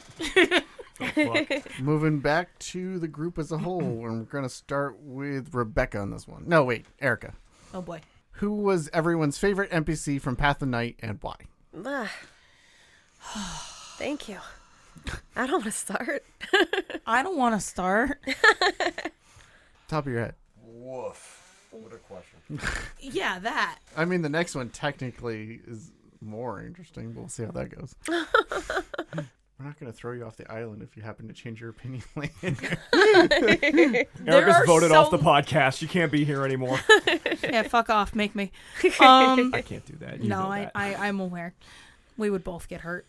I am going to say words. Usually how they happen. Eventually. I've got an answer if you want me to go. Yeah, you go. My favorite NPC is the NPC I probably had the most fun interacting with, which is Kabir. He's fucking chaos energy. Get to like fucking just pal around and get up to nonsense. That Kabir is my favorite. But I also love Ravnos, so like I think that makes a lot of sense. So getting to play Bruja hanging out with Lex playing a Ravnos was just fucking amazing. So that's a goofy reversal of our typical roles in that story. Yeah. Mine is a little bit of a cop-out, but not too bad, is the antagonist women that kept playing against me in this series. I mean... We're pretty fun. We got Elsa at certain points. We have Arabella and Nofrit's servant, because I never talked to Nofrit herself. I can never remember her name. Khalees. Yes. All were a lot of fun to interact with. Miles definitely attracted a type. Yeah, oh, for sure. For sure. Arabella, especially by the end, is definitely a lot of fun, and I'm glad that we kept her around, and I'm sorry also. Gonna go ahead and say Weathers. That's a fucking great choice. Jane and Kabir and Eden and Raven were all up there. Amaya. There were just so many cool NPCs that were so much fun to have on screen and to interact with, and like this is not a fair question at all. Rebecca? I mean, when it comes to like who my favorite was to interact with, it's gonna be Pendragon, but there's also names that like I'm actively mad aren't on the list. Like I'm actively mad that Fester's not on the list. I'm actively mad that Ramirez isn't on the list. Like the villains are gonna win. Like, it's me. But... Look, we said favorite. We all know that most of these NPCs were generally pretty fun to interact with, except for Reese. No, so, okay. Reese is my favorite villain, straight up, because he's so good to interact with. But my favorite villain to interact with as Neil was Carmen. Yeah, she was like at my list too. As Neil, Carmen is 100% my favorite interact. But that's not the question. Your favorite NPC is Fester. Okay, it's fucking Fester. Like there's no Fester's number one by the bowl. I loved Fester so much. Yeah, he was a good guy. It was very difficult to have Fester like show up while also being intimidated by Neil. So it was like a very difficult like justification. But the times I could like really kind of shove him in, I was very excited to do so. All of the NPCs were like really well flushed out, I think, and like they felt like real people in the story. For me, and just for me, Fester is the one where I was like, he could have easily been one of us. Like I could have easily been playing Fester, and Neil is his NPC contact. Like like he's one of the only ones. Fester had some PC energy. He had PC energy, and I he's Joey, fucking great. I mean, yeah, Joey's great. Joey ended up having to take a nap. Not Mr. Perfect? A shout out to all the villains was awful. Villains that I He was a fucking great punked villain. over the series. Shaw. Yeah, I thought he was going to be Vito, your answer. You know what? Delgado can go in there. He didn't die, but I still punked his ass. Dark Selena? Well, Dark Selena. Yeah, that bitch. Yeah. Dark Selena kind of punked Delgado. That was so funny. It's like, I'm here to defend you, and then she gets to move and immediately slams him halfway across the She city. did not give a shit. No, about not at all. People. Lex, favorite NPC? Oh, you didn't think you were going to escape, did you? Well, which one do you have the most fun portraying? Is that the question I asked? I'm asking a sub-question.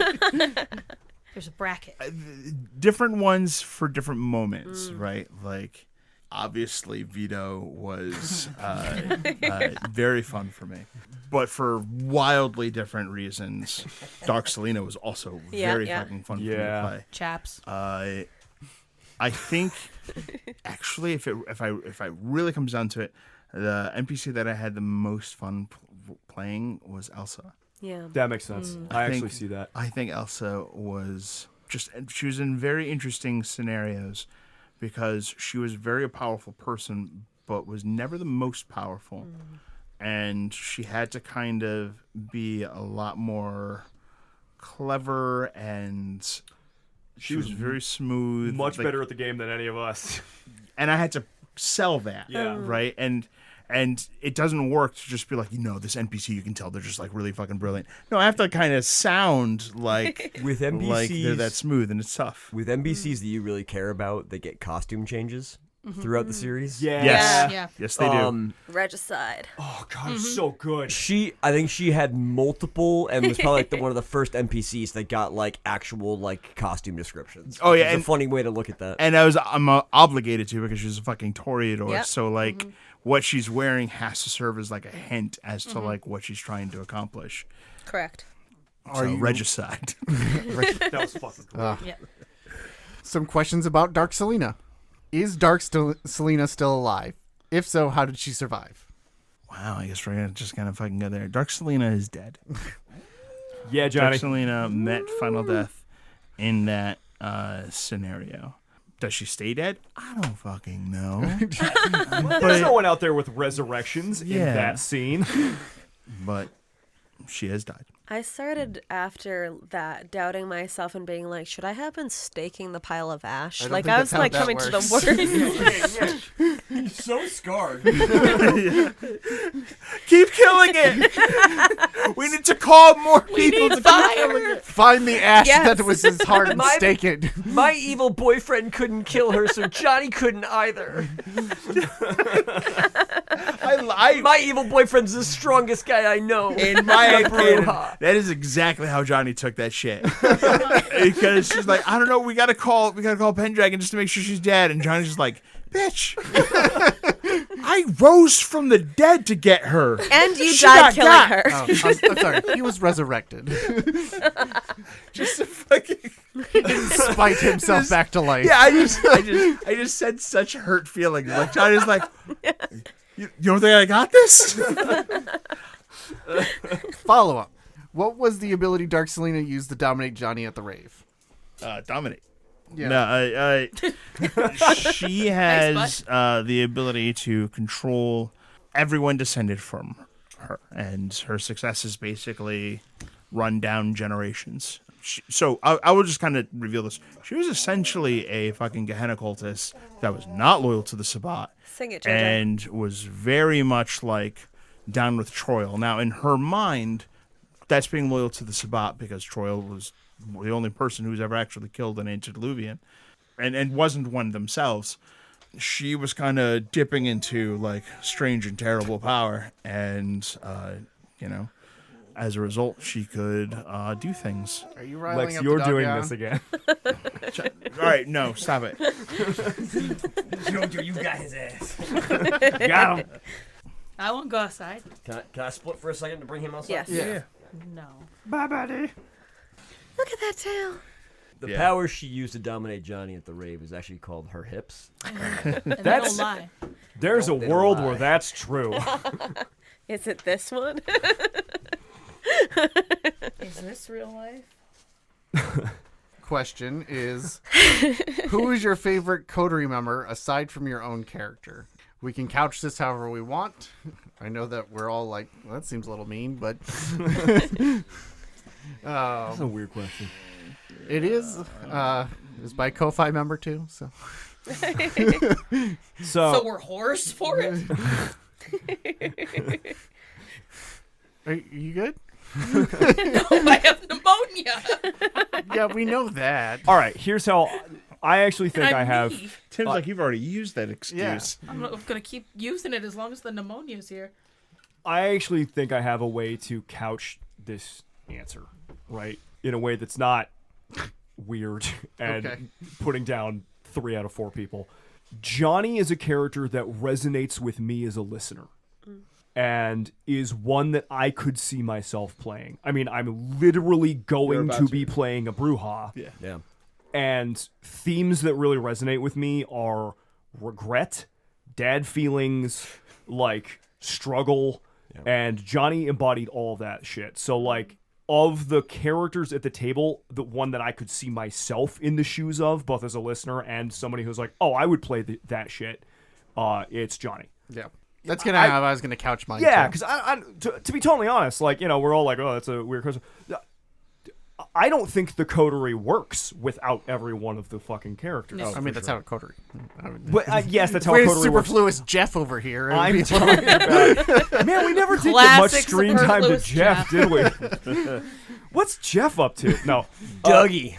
For, My boy Dougie, where you at? I've been here the whole time. Dougie! He's been wrestling gators. no, but for real though, like when we first made all these characters, we talked amongst ourselves. You know, we talked about picking stuff off the list that Lex gave us, but we also talked amongst ourselves about how the characters would interact, and like that all grew over the course of the Chronicle. None of our characters, I think, work in the story. If you liked the story, right? Because everybody can have favorite characters or whatever. If you liked the story that we finished telling, that story doesn't work for your favorite character if the other 4 characters aren't also there. You know, I really don't think any of the fucking characters work for their stories without every other one of us as the coterie. As a group. But as a group, yeah. But as a like player and as a listener, Johnny's story has a lot of themes that resonate with the shit that I am very attracted to. So that's how I would answer that. Garrett? I think Miles is probably the one that I enjoyed the ride on. Getting back to the whole idea of I like the fact that you make the dumb decisions. I don't like the way you said that. but like, you know, You touch the butt. yeah, you know, I appreciate the fact that when we come down to the fork in the road, it's like one's obviously the fucking bad choice, but it's the one that's interesting, and you had the courage to take the obviously fucking bad road, like, you know, and I love that. Garrett lets leave the villains alive. Gabbey being okay with Miles making demon deals and like going back out of his way to pick Arabella up. Yeah, I got it. Erika? So prior to the podcast, my roleplay repertoire was pretty exclusively non-combat characters. Even the combat characters I played were not good at combat. And my favorite clan, aside from Salubri Healers, was Malkavians. Rob and I kind of decided amongst ourselves who was going to play the Malkavian and who was going to play the Gangrel. We went back and forth. We went back and forth a few times. I don't remember that at all. Erika and I, before the game even started, we It was in the emails, I think. we passed the hat of shit. like, hey, which one of us is gonna? I'm thinking Malkavian, but also maybe Gangrel, and you're like, I'm thinking Gangrel, but maybe also Malkavian. We were like kind of going back and forth. I can do either one, and then I ultimately wound up, I think, saying I think I want to try playing a little outside my type. But that being said, if you love something, you're always watching it to make sure the other person's doing it well. And I get that.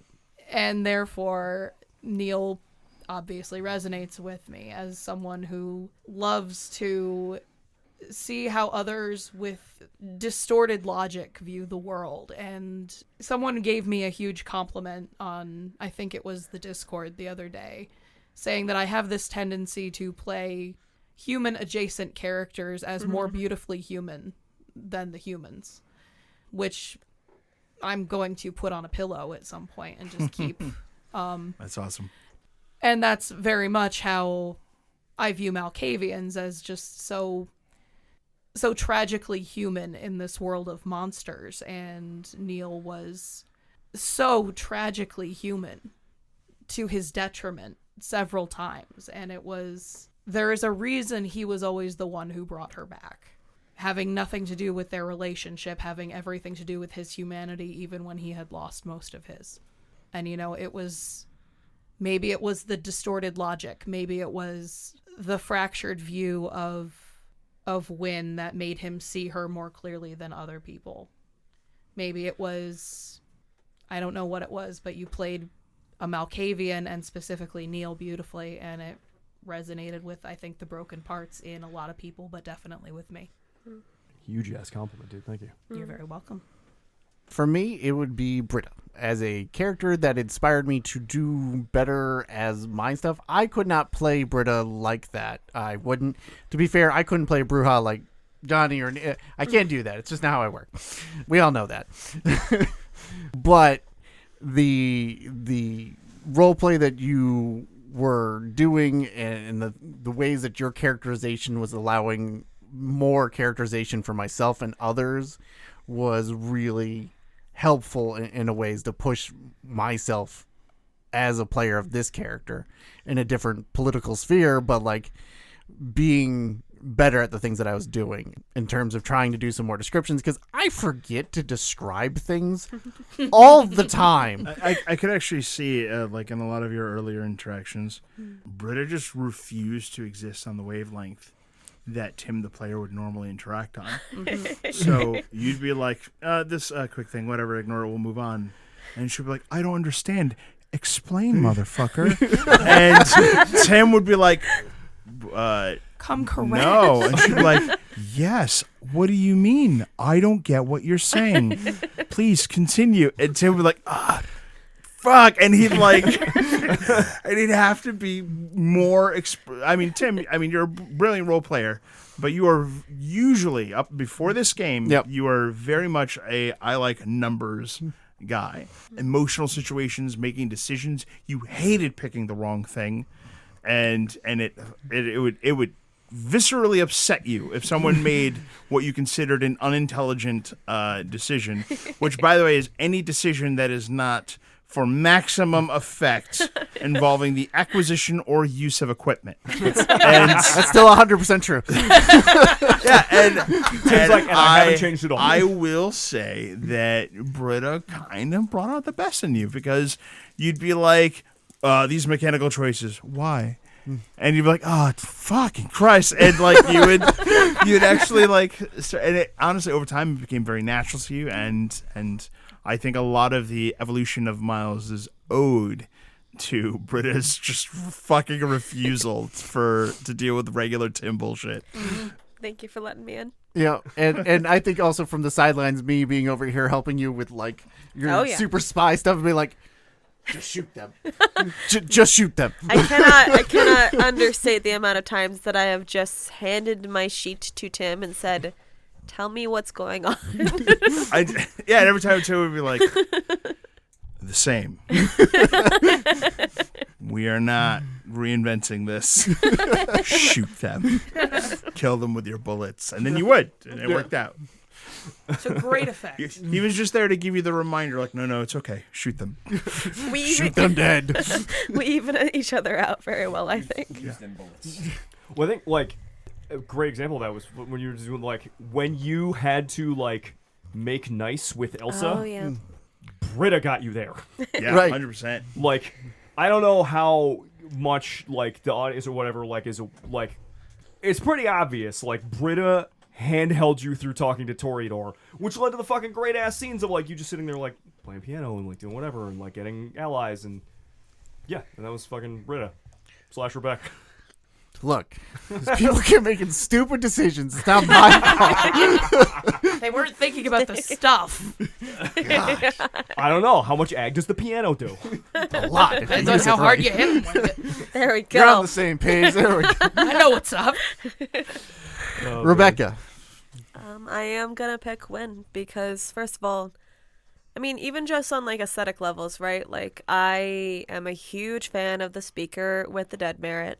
I always love spooky ghost stuff, and it's a merit that, frankly, was huge in me learning to love vampire for the first character that I played. I'm always down for, like, that kind of, like, ghost nonsense, and the nature themes in Win also, like, that's something I'm frankly jealous of. That, like, I haven't found the place to play a character that's, like, that connected to nature yet. But I think more than just, like, kind of those, I shouldn't call them aesthetic because they are very deep to the character, but I am overall, like, a huge sucker for the character who is, like, I care deeply about my integrity and that will be the thing that I will not move from.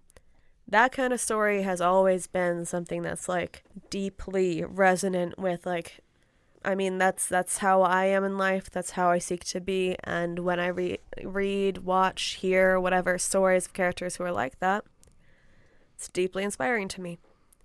And Win is funny in that, like, she's a very different person than me. She's very, like, I'm not maternal. I'm not free in my emotions or any of that in the same way that Win would be. But it's nice to see, like, her move through the same spaces and ideas, if that makes sense.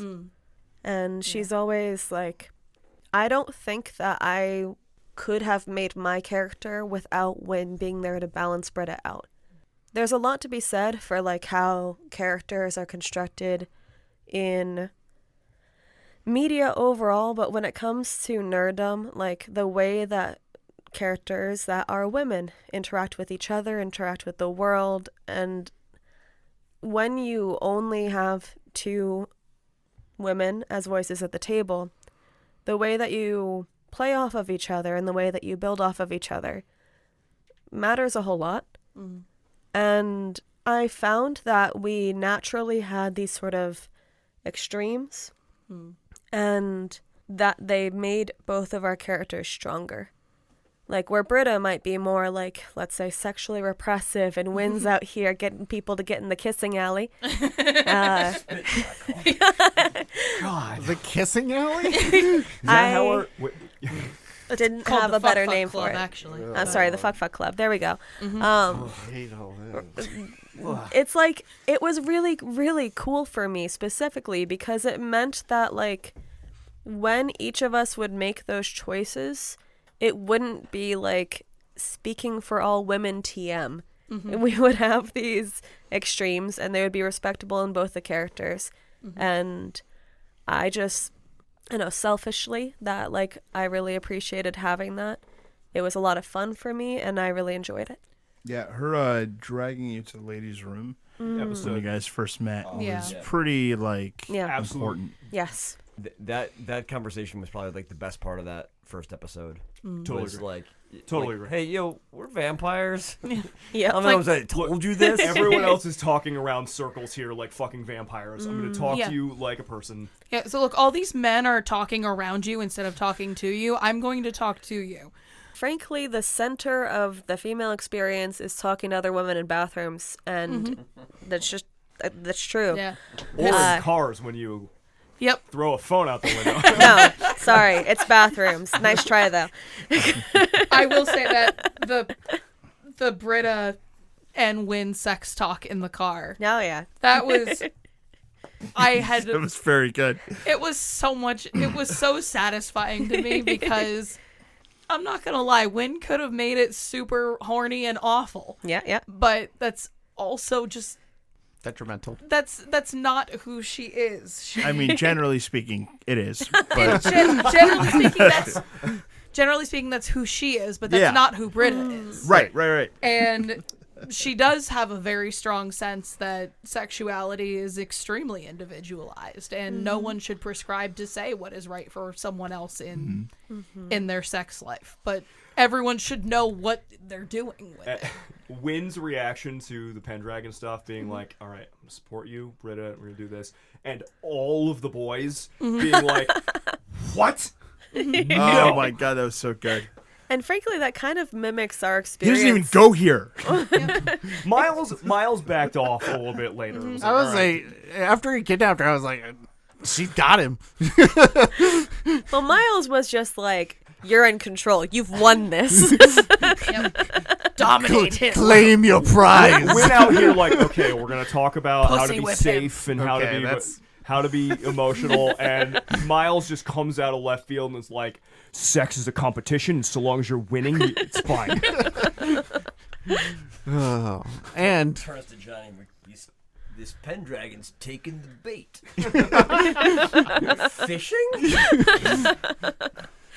No, like the Wynn heart-to-hearts, I think, are central to this podcast. 100%. And on so many levels. So Yeah, I really did struggle with how to play Wynn the first few recording sessions. I didn't know how to play the character that I wanted Wynn to be.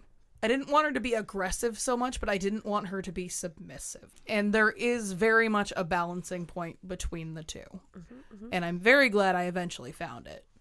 I think Wynn was a very important part in growing my own roleplay repertoire. Not underselling your own experience, obviously, but from like being around the table with you, dude, you found that, at least as it seemed to me, you found that balance fucking fast. Like, I felt like Win and sort of the idea of Win, as locked in as any of us were early on, right? Because everybody evolved. But Yeah. like, I felt like I knew who Win was from like session 1, and I that you evolved, you had an arc, you grew, but like that never changed. So at least from like a Crack shot master with guns. that happened. Yes, I too felt It that way. technically happened before session 1. It technically happened before session 1. But I know from like an audience, from like your friend across the table, like Yeah. I never saw you struggle with who Win was. I was like, oh shit, this is who this. From the think bathroom we, to the dumpster, like this is who this is, and that felt consistent the whole I way feel through. like we all.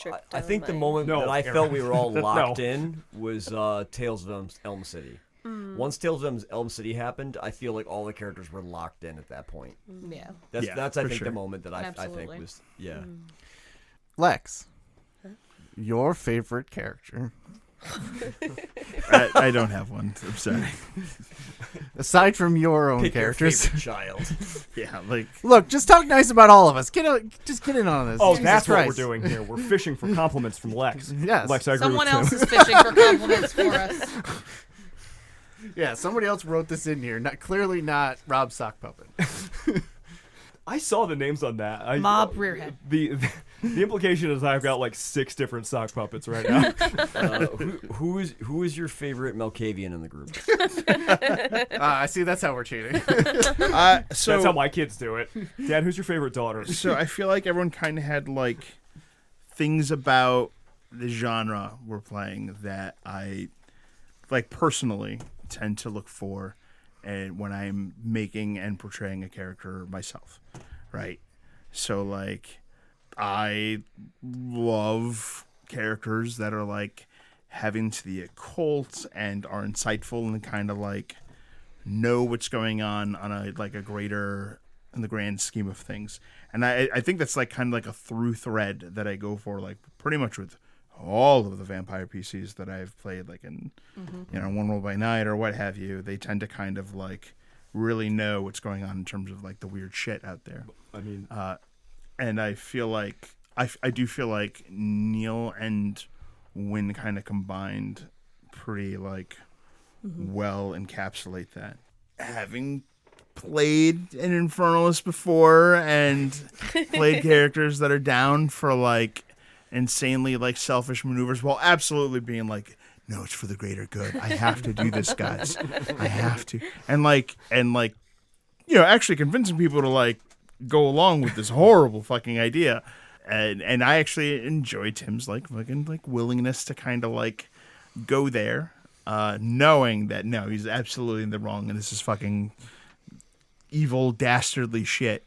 And obviously I feel like I do lean towards like romance-oriented characters as well, but also like really like disgruntled. I've got this traumatic past that's like got me upset about stuff, and like I'm ready to be mad again at new things, and like and I'm ready to hate again. yeah, exactly. And I play a lot of like romantic Bruja-esque characters, so like there are reasons that I like all of the PCs, not to come across as like cheesy or anything, but it's just kind of the case.